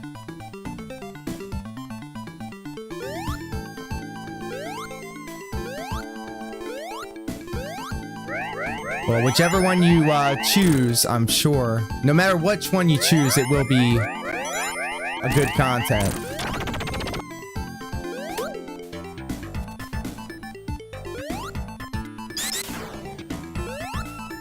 Yet we are working our way through Sonic and Knuckles. I'm thinking after this we might retire Sonic for the month. Not for the month. Maybe for the week. And then maybe explore Lunar, KO Flying Squadron. But we will return because we've got Knuckles Chaotix to get through. What mode of difficulty?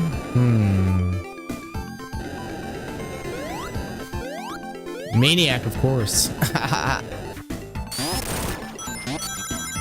Go big or go home. Do you have the DLC? The endless mode? That was really good.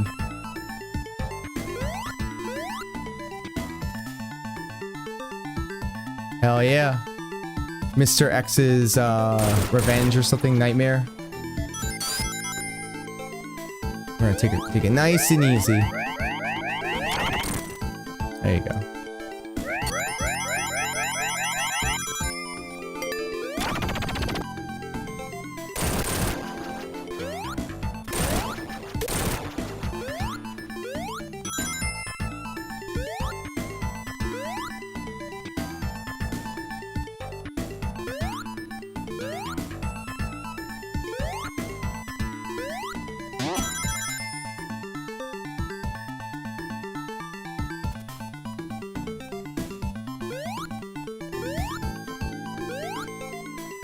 Try to make these jumps real quick. I was locked in for a moment.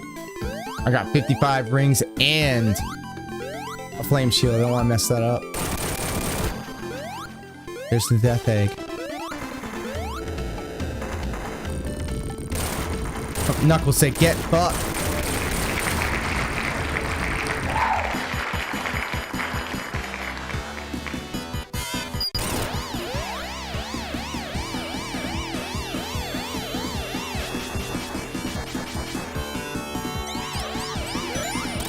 None of this matters. None of this matters. I have a flame shield. Do what you must.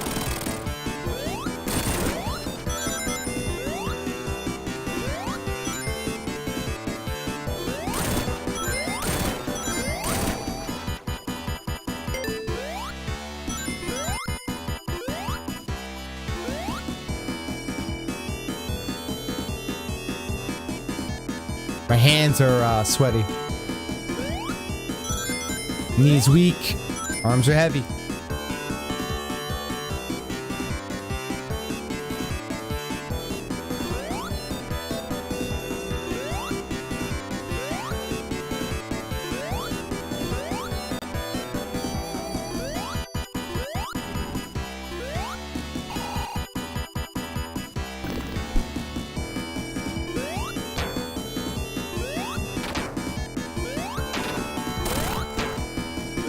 Robotnik, you idiot. You're always hurting yourself.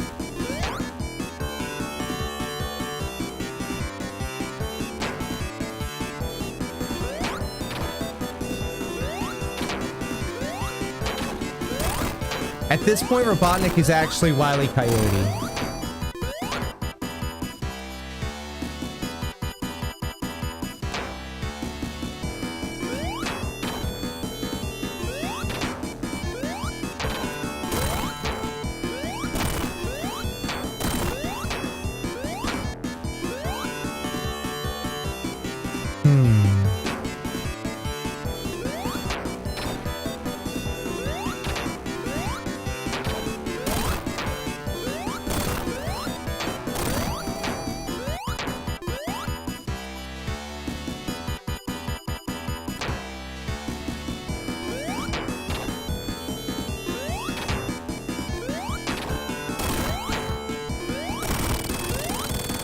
Easy.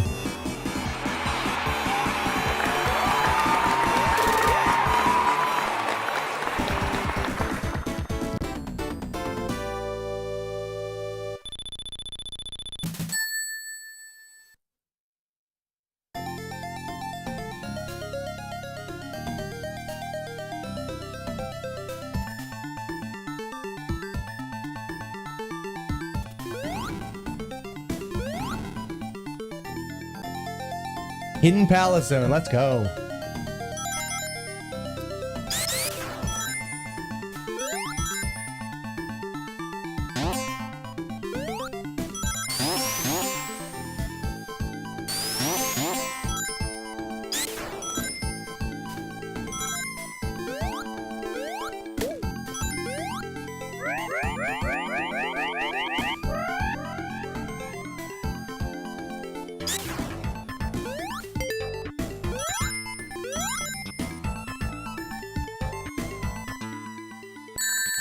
Oh, fuck you.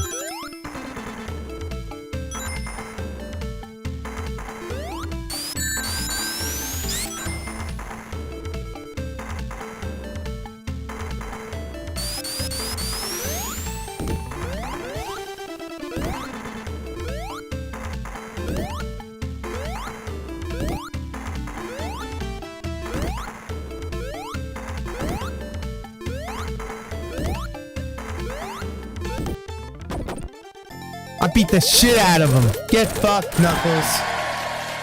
Yeah, run away. Scared little bitch. Mania plus Mania mode, a Renuts beat. Hold on, let me read this the right way. I apologize again. Mania plus and Mania mode are Renuts dude beat Mania mode one time. We're putting timestamps on these bitches. I apologize. R nuts, thank you. See, I don't have a sound effect that goes off when the YouTube chat goes up like I do on my Twitch chat. I am not ignoring you, my friend. Oh wait, Robotnik stealing the Master Emeralds. You mean to tell me he was the villain the whole time? Heel turn.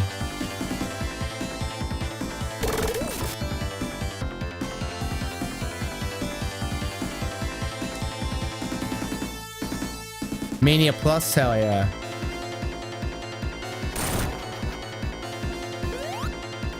That's absolutely going in the rotation.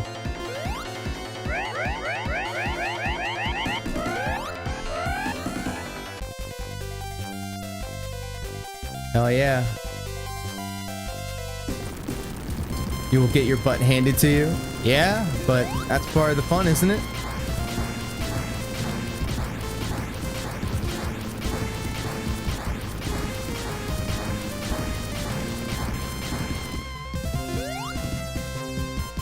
Hell yeah. Thanks, Knuckles.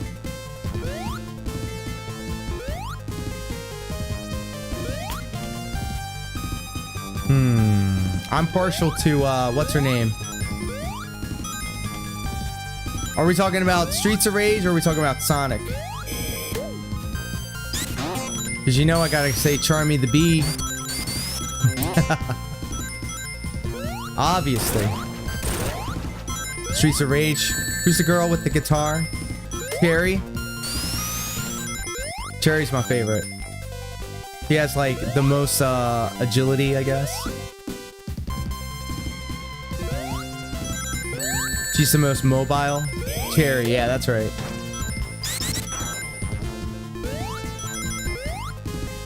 Ah.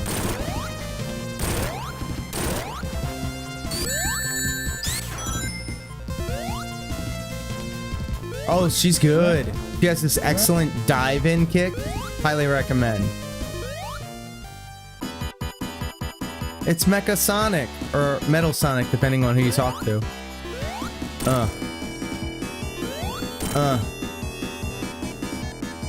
Swinging that thing around.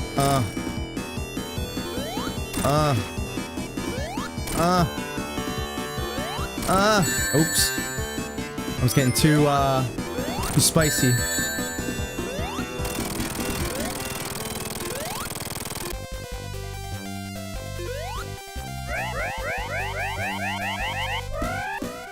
But yeah, huge shout out to everybody hanging out in the chat, both across twitch.tv/bm2kx and youtube.com/bm2kx. We are simulcasting across both platforms. And if you haven't done so already, please do like, share, and subscribe. Trying to build up the YouTube channel, show it a little bit more love. We've got a lot of content coming up in the month of December. We'll be playing a lot of retro Sega games across the Sega Genesis, Sega CD, and Sega 32X. It's going to be a lot of fun. I'm going to share my favorite holiday games, and if you haven't noticed already, a lot of it has to do with Sonic.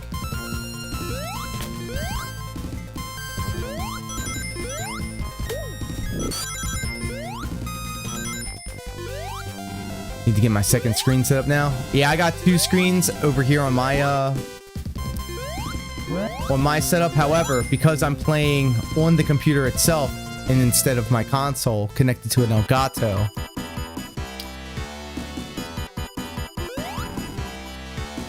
I run into issues. So it's all on one screen right now, but when I stream my console stuff, oh my god.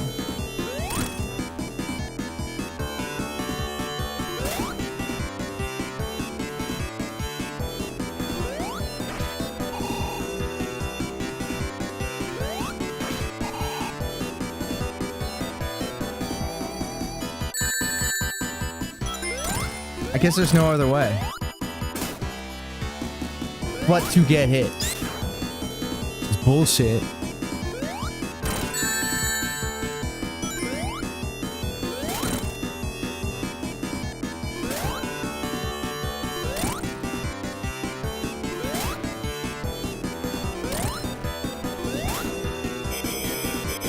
Uh-oh.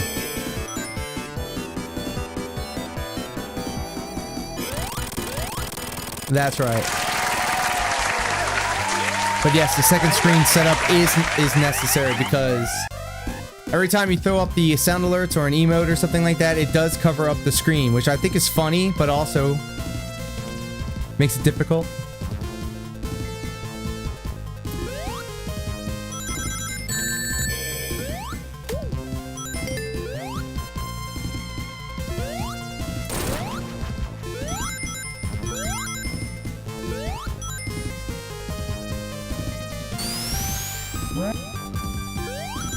I think that cloud is there.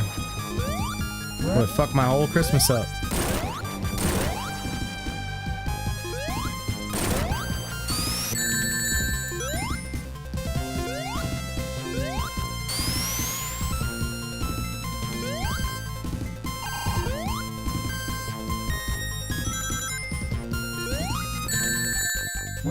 Wow.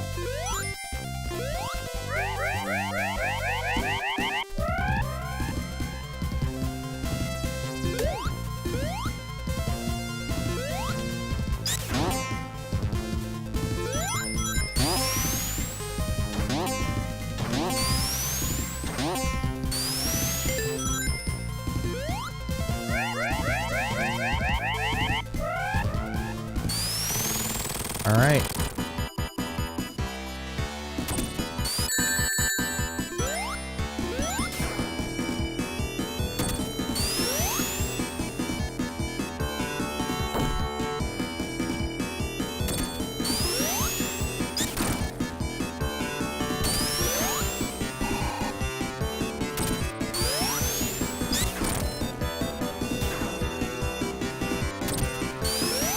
It's pretty slick, actually.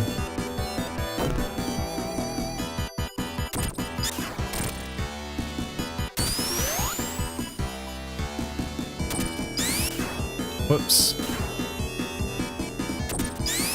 Wrong way, idiot! Fucking dumbass.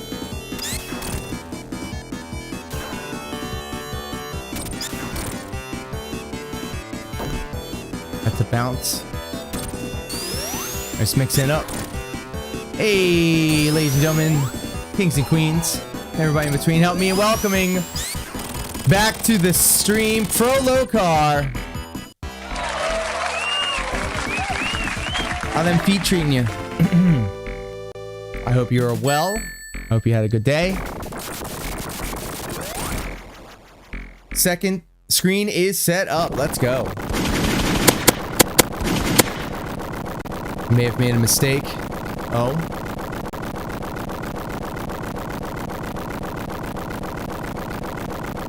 This game is goated. I'm seriously considering saying that this game is better than Sonic CD. Sonic CD will always be my one true love. But Sonic 3 is essentially a better game. No, I did not get all the emeralds, unfortunately. Ah.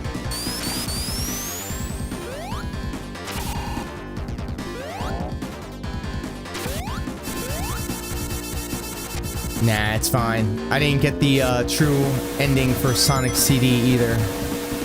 Little Planet appears after. Oops. Give me the fucking rings, idiot! Beat it, then put it in debug mode? Tempting. I'll just watch the ending on YouTube. Andy showed me that code. Shout out to Andy, Joe Anonymous. Or Anonymous Joe.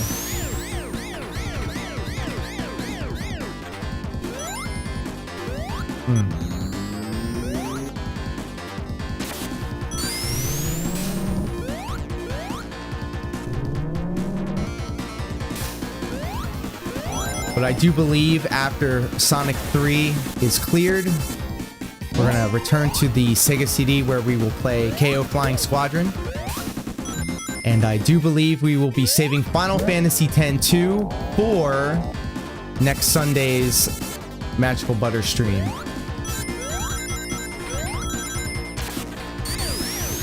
Interestingly enough, Final Fantasy X and X-2 I consider a seasonal holiday game.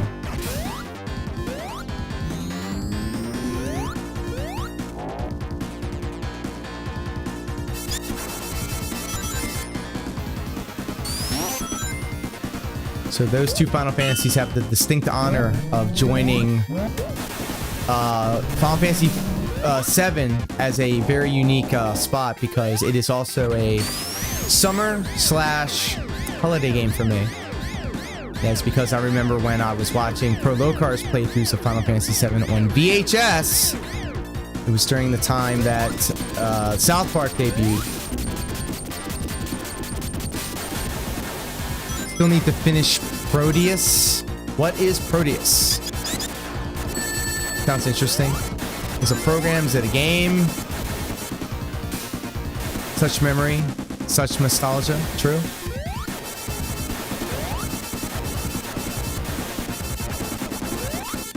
There we go. But yes, I remember playing Final Fantasy X in my mom's basement. And I was a long-haired weeb. And then I remember playing Final Fantasy X-2 in Pro Locar's basement. Sonic 3's and Knuckles is the best one in my opinion. I'm gonna have to agree with you with that one. Sonic Generations was a excellent Sonic game, but it does not touch Final Fantasy, Jesus. Sonic 3. It's like if Doom was made back then, but now. Oh shit. Doom was my jam back then.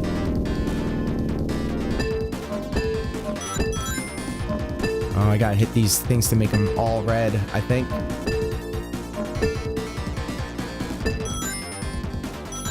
So crazy how like I distinctly remember certain parts of these games, but then other parts is like brand new to me.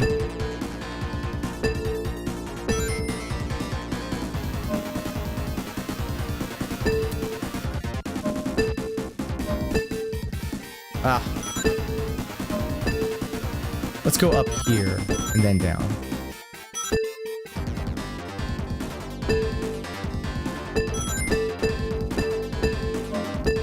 Try and hit that yellow dot, dummy.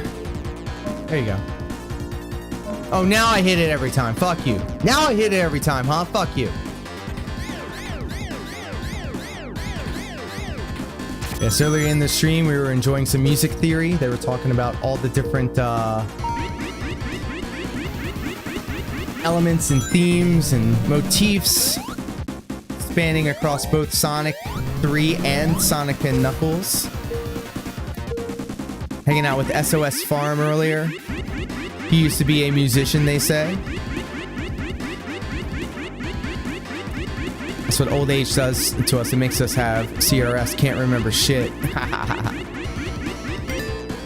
True. These kids nowadays, they don't appreciate a good old-fashioned action-adventure platformer.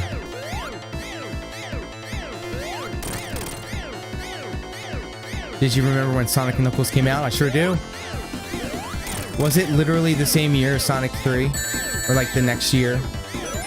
That like span of 93 to 94 and 95, goated. Remember the MTV events, Sonic Tuesday. How could I forget? That was for Sonic 2 though. Sonic Tuesday. Maybe I'm misremembering. Some of these kids can't make a sandwich. They can't even boil the water. Alright, boss. What are we doing? Uh-oh. Give me that. Oh, he mad.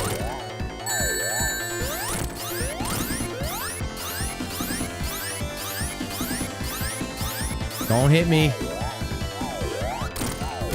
There we go.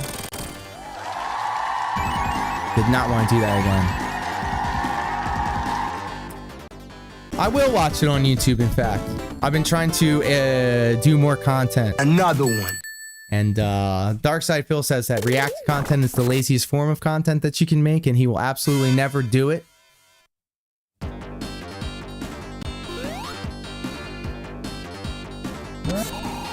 '94 SK. Jesus God. 94. I was there when the scriptures were written.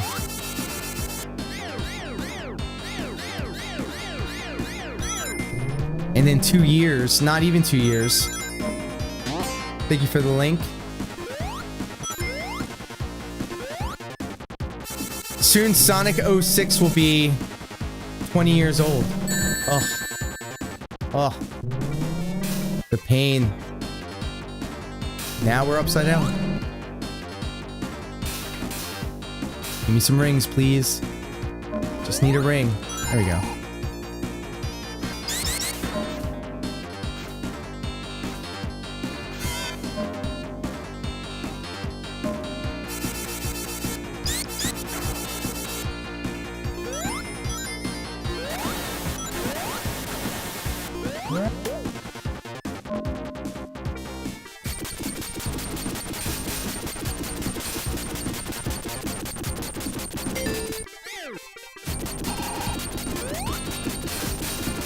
Do you remember the Sonic & Knuckles shoes?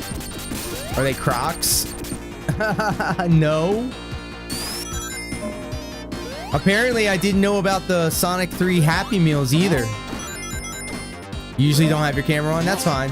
I keep trying to do a PNG tuber gimmick, but then it kind of takes away from when people cash in the John Cena, because it scares the shit out of me.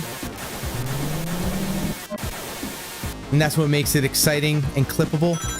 That's what makes it submissive and breedable content. I'll definitely get you tabbed up if you're streaming while I am streaming. This actually lines up quite nicely because I was just asked if I was hungry for dinner, and of course I am. Because the boy got munchies like a motherfucker. And fellas, get you somebody that will cook you dinner.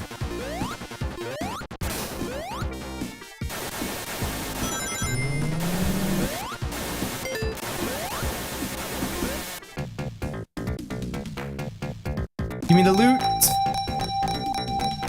Oh, fuck off. My lady will and does. Hey, shout out to the lady. Shout out to Mrs. Daft 909.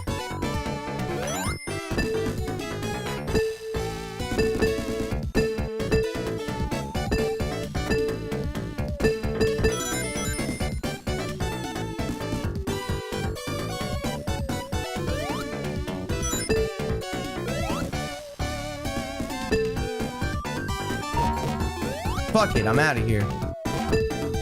Yo, Robotnik's Casino, that's right.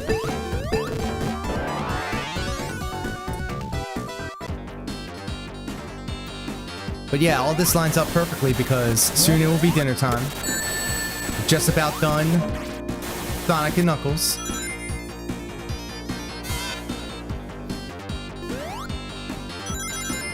And who knows, the night's still young. It's only almost 7 o'clock.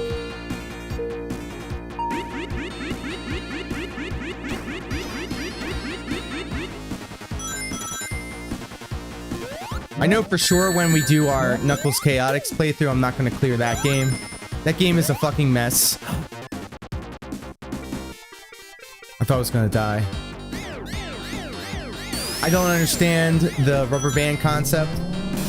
Are you in Eastern time zone? Yep, East Side. East Side till I die. Oh, fuck yeah. Those look hard as hell. Prolocar hooking me up with the imagery. Imagine walking into school with them bitches on. And the backpack with the logo on it. Mad bitches. Respectfully. Now we're talking. Lightning shield, top tier shield.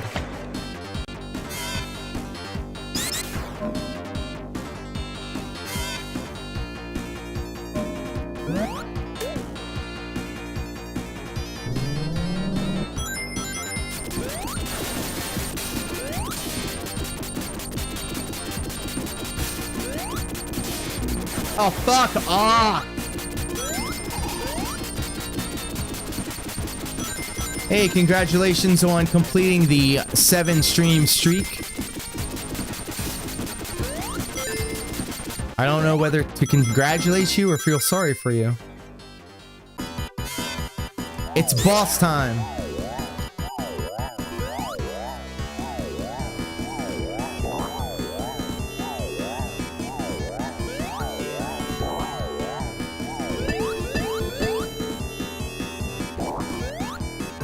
I forgot how to... I forgot. Oh. Okay. Too slow.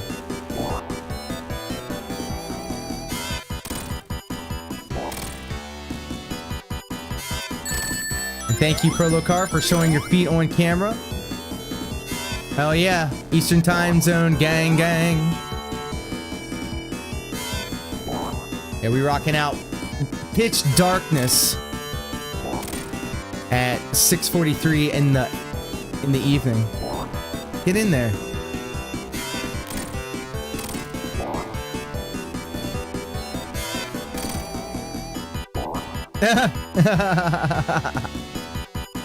Prolocar with the feet emotes all the way over on the YouTube side of things.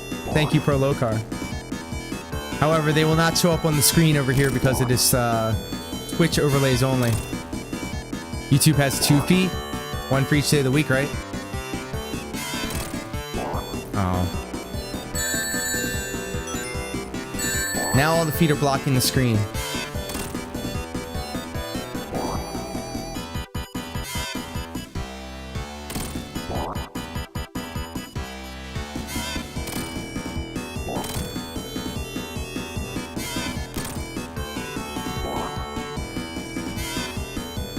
How did I memory hole this?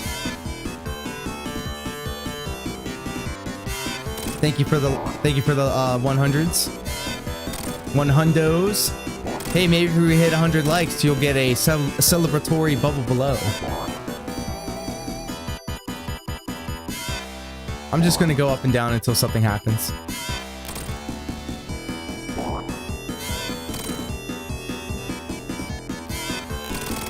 There we go. Yes, but thank you for playing.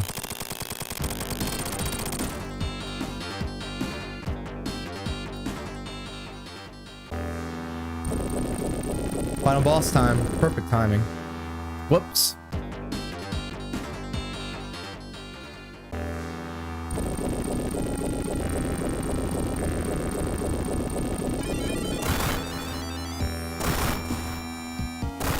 And I don't have Supersonic, so I won't be doing Doomsday Zone. Oh, yeah. Oh. Spin dash. Didn't know that about that trick, did you?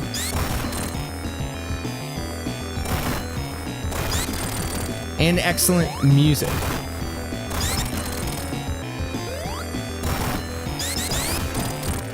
Oh, you did? Source?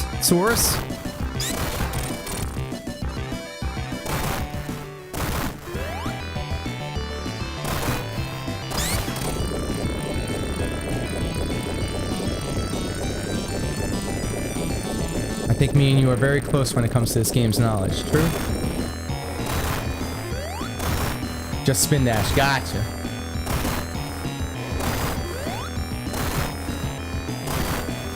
I wonder what the delay is on YouTube. Don't worry. Cannot crush you. Oh.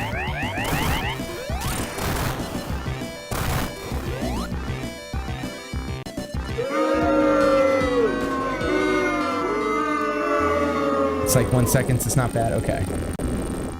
God damn it! I fucked up again.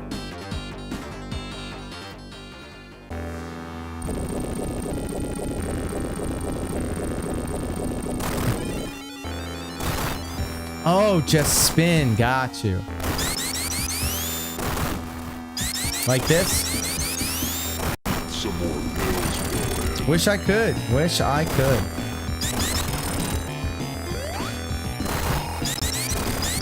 Yo! Oh, I just found out something new. Thank you, Dap.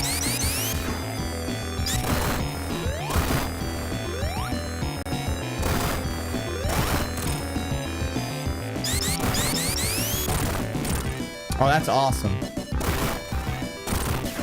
What an oversight.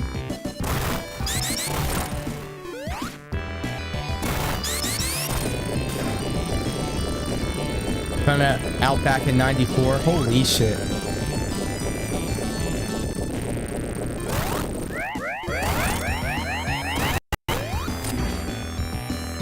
Oh, fuck.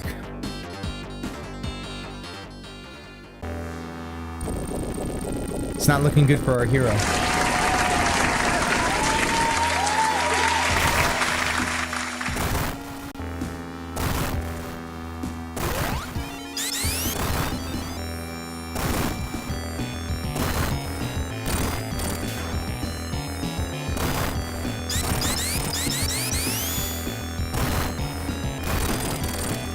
Oh, that's nice. Get fucked, Dr. Robotnik, you bitch ass. And here I was jumping around. I was today years old when I found this out. Feel like ping pong though? Ping pong is goated. One of the legends. Back in the day. Pong. Bitch. What you know about pong, bitch?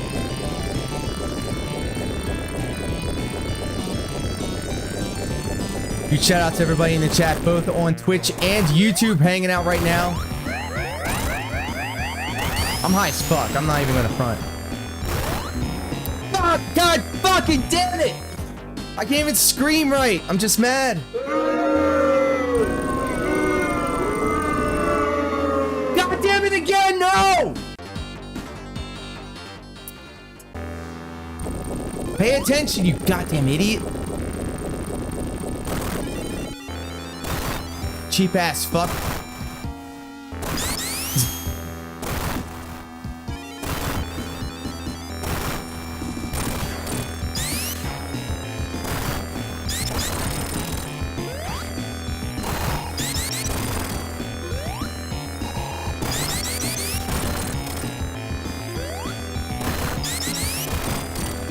All right, I'm locking it in.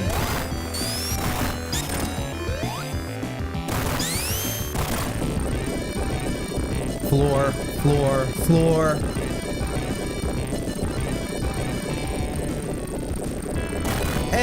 I'd rather play as Knuckles.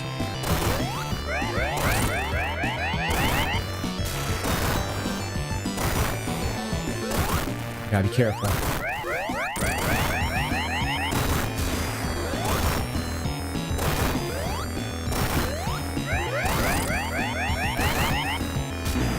I ducked! I ducked!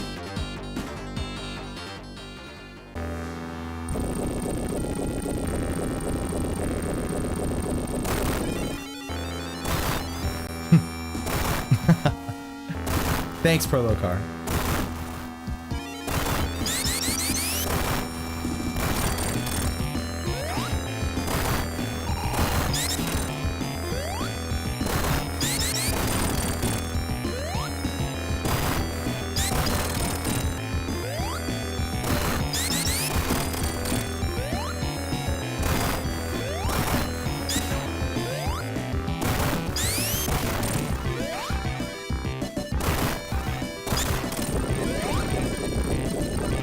My hands are sweating, man.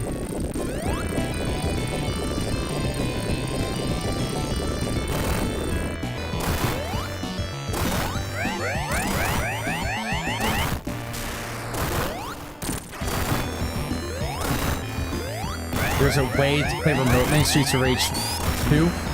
God damn it!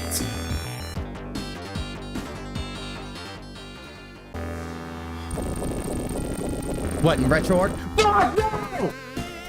Fuck it! No!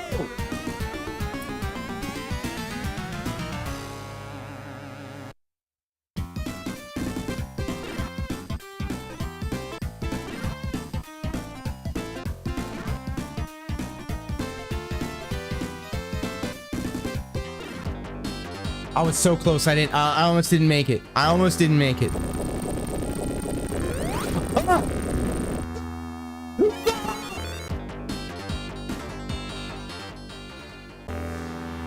I'll get it. I'll get it eventually.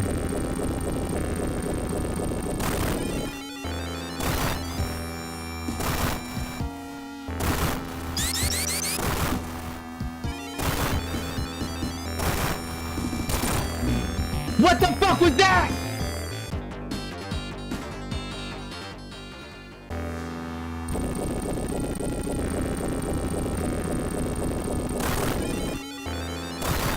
I can feel the vein in my neck pressing up against the skin.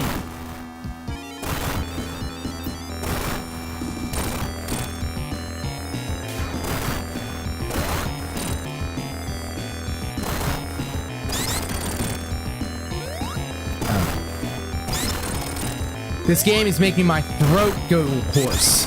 Get hoarse. Whatever.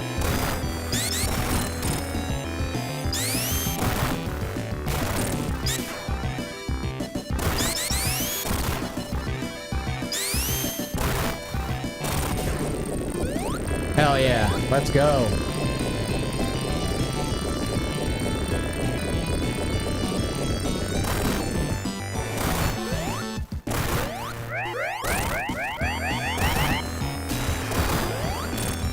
Okay, I have a path. I'm gonna stick winning formula. What? What the fuck is that? What, I can't duck? Oh, Jess, you're so right.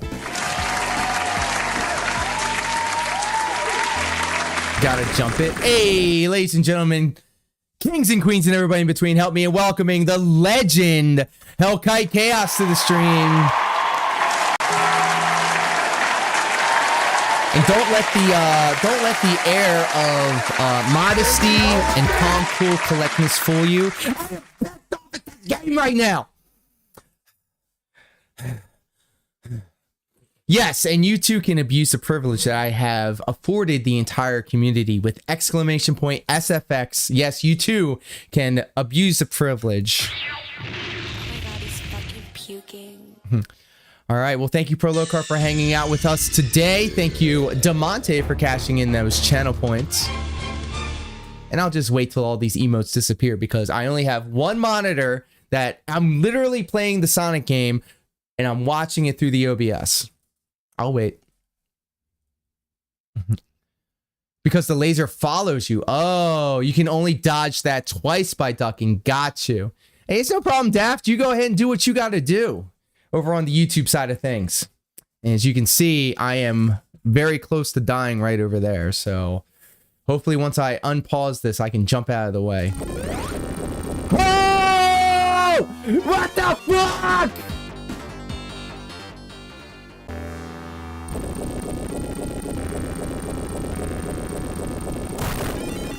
Thank you, Prolocar, for hanging out. As always,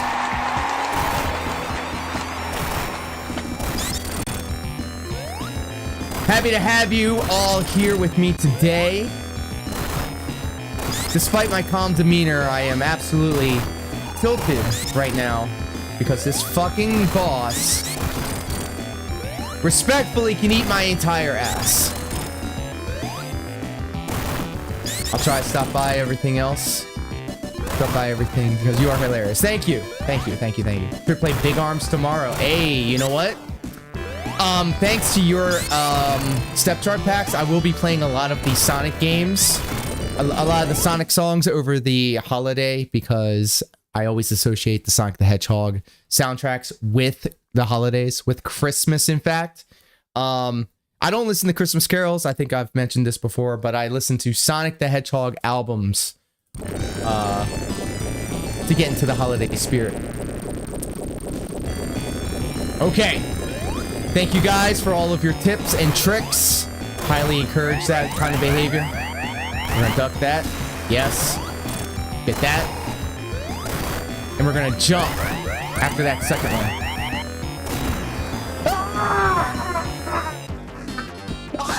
Two lasers!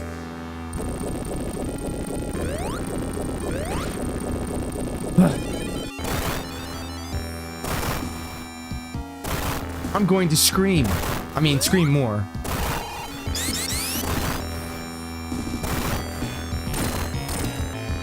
I'll play nights and Christmas nights on my birthday. Hey, when is your birthday, pimp? Daft the 909. That's. I think we had this conversation before, but I'm. Hi.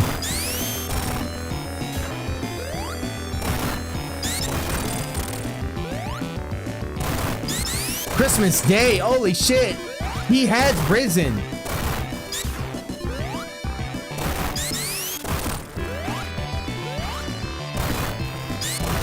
Did that mean you got double presents for the holidays, or you just, you know?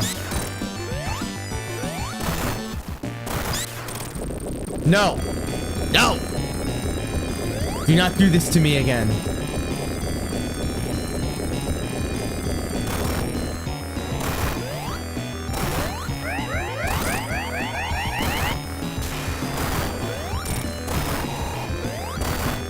I'm gonna jump this time. Aha! Fuck you! Ah!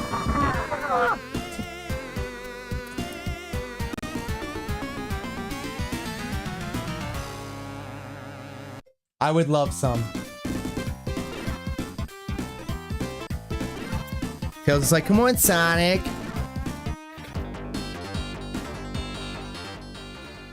I am not a quitter.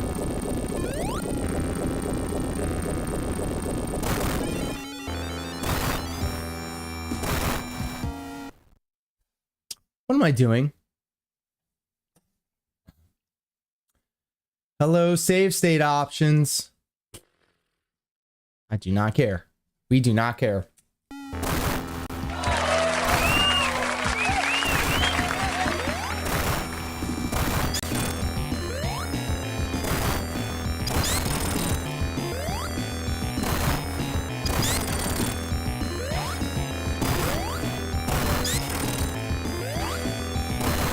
No, I got screwed over on Christmas Day. That sucks.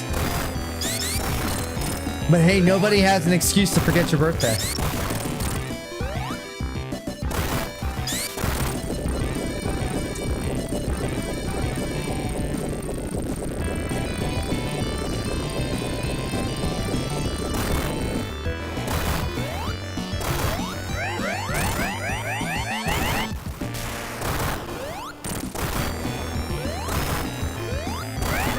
You're gonna jump.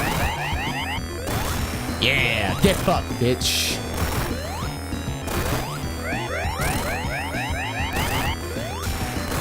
I'll just jump every time. I don't. I do not believe that!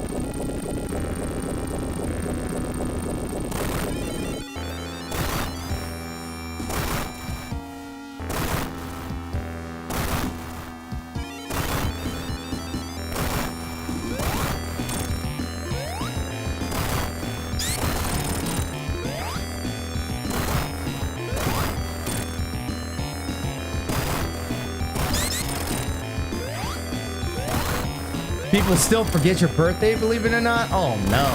We won't forget. We won't forget. And in fact, I need everybody hanging out in the chat right now, if you are able to do so, wish my friend Daft909 over on YouTube very happy Christmas and birthday. 20 some days away. Excuse me. Hanging out at YouTube.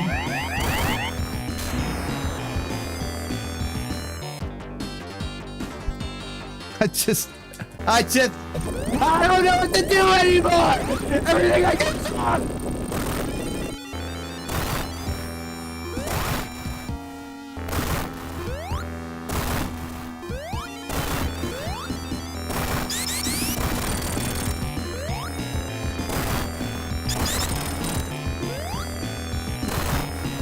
Daughter's birthday is in 6 days. Hell yeah!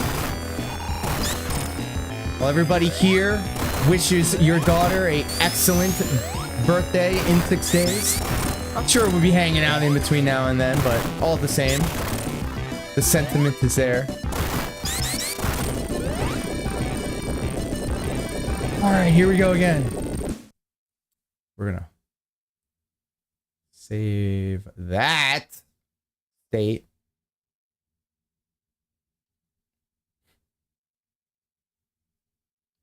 This final boss making me mad.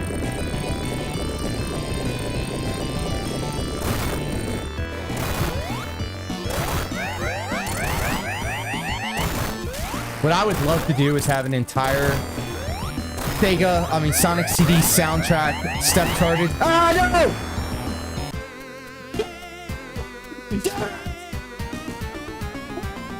For me, Sonic!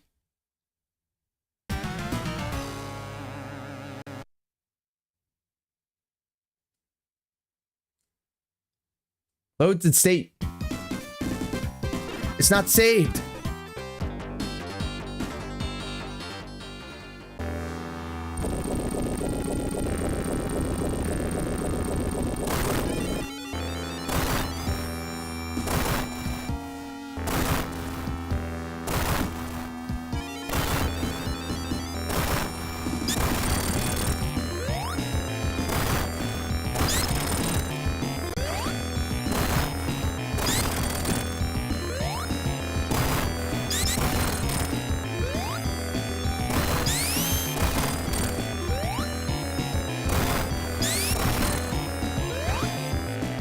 Girlfriend is Colombian, however, my daughter is not. Hey, yo, shout out to the Colombian girlfriend. Hold on, we are save stating the fuck out of this because I am not going through this nonsense again. Save state options. State index 0, right? I don't know what that means. We're going back again. Save state. Auto. Okay. Whatever that means.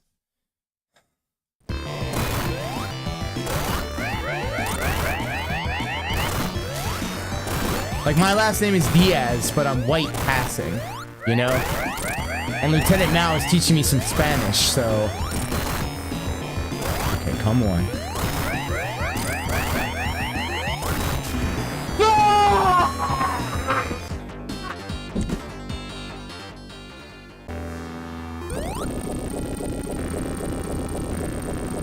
My daughter's mom is the same age as me, my girlfriend younger. Wait a minute. My daughter's mom is the same age as me and my girlfriend's younger. What? What? What?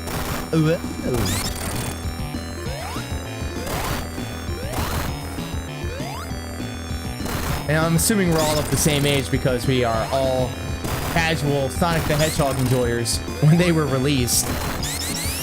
That kind of dates me. As if this salt and pepper that you see up here wasn't.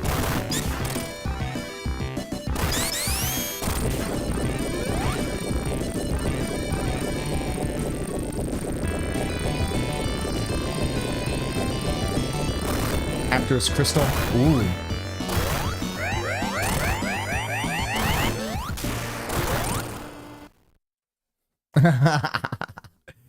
It's crazy enough to work.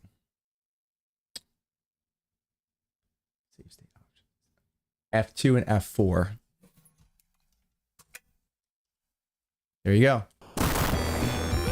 All right, I'm not looking at the chat. I'm sorry. F2. F4.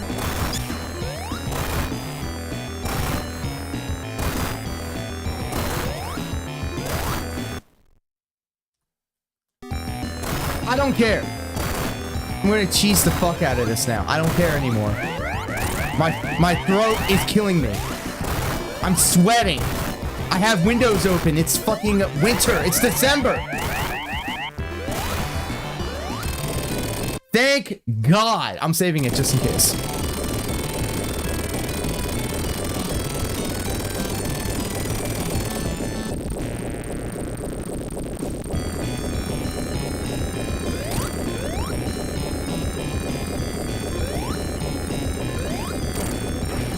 Hold on, I shouldn't hit him.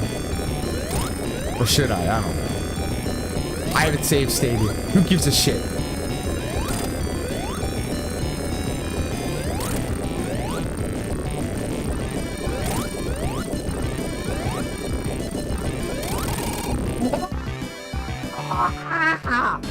What?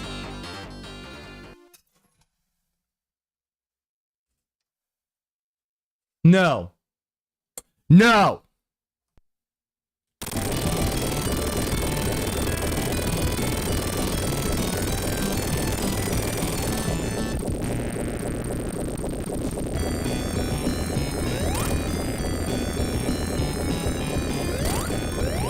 I need to be right up underneath him.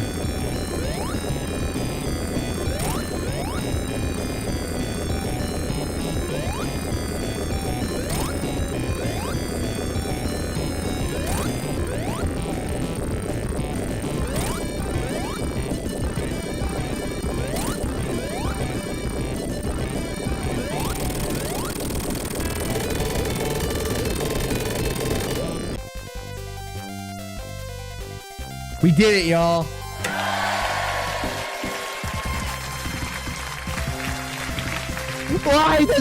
Why do these games make me act like a fucking idiot? Why?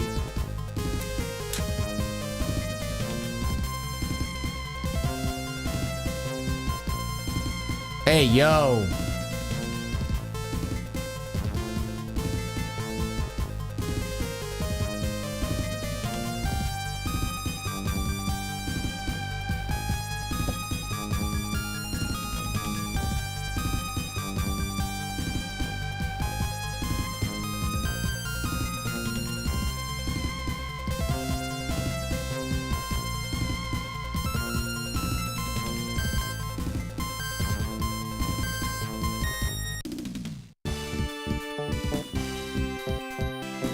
Oh yeah, speaking of perfect timing, now that I've cleared this, it is dinner time.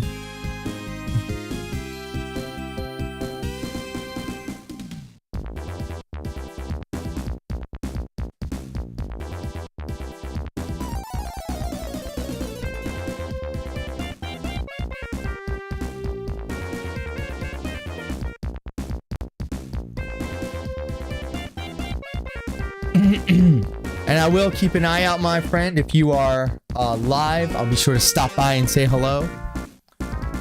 Ugh. I screamed so loud I hurt my neck.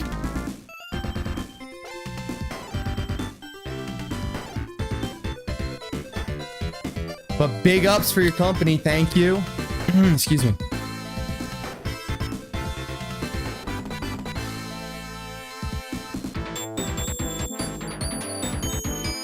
Hey, there you go. Eating dinner and streaming. Absolute mad lad.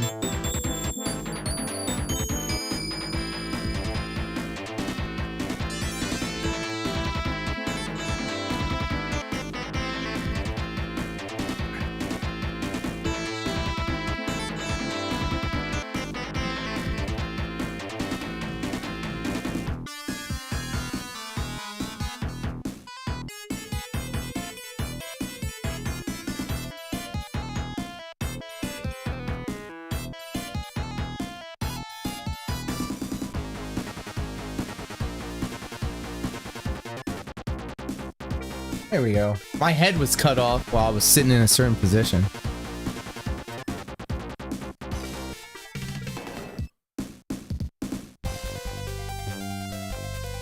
I do apologize if I am distracted. I am in the middle of a few conversations right now in real life.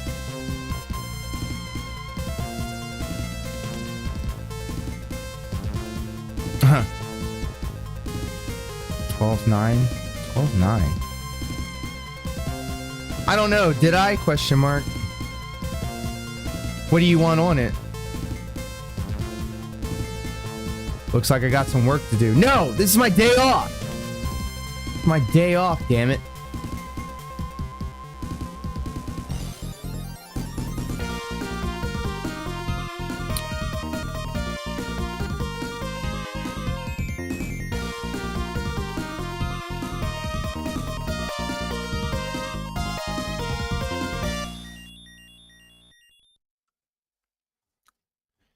That's a cause for celebration.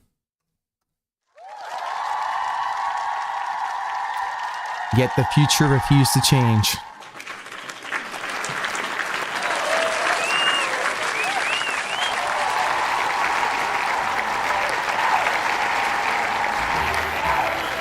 Well, ladies and gentlemen, that is a stream. Holy shit, I didn't know I was gonna freak out like I did, but you know, sometimes it be like that. Join me on the other side of this.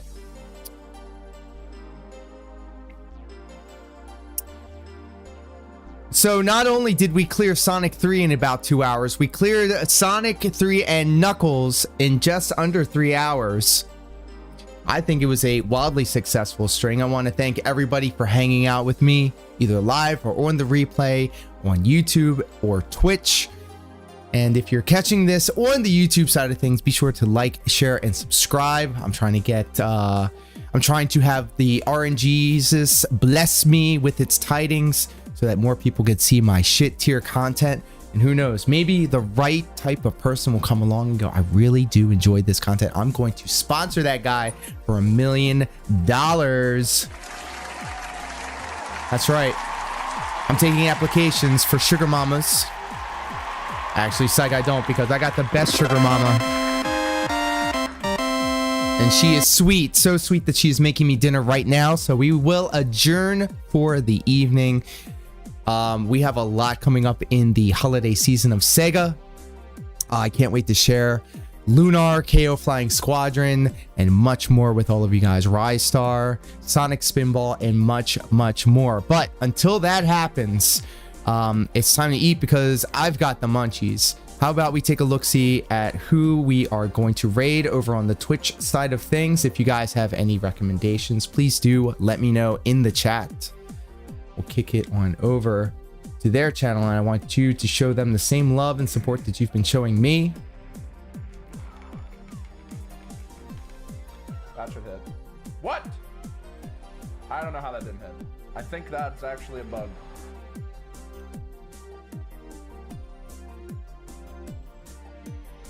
And if not, that's going to be a stream. All right, guys, thank you so much for hanging out with me today. Do stay tuned. We've got more coming soon. And until next time, guys, take care, be safe, and do not forget to get the fuck out of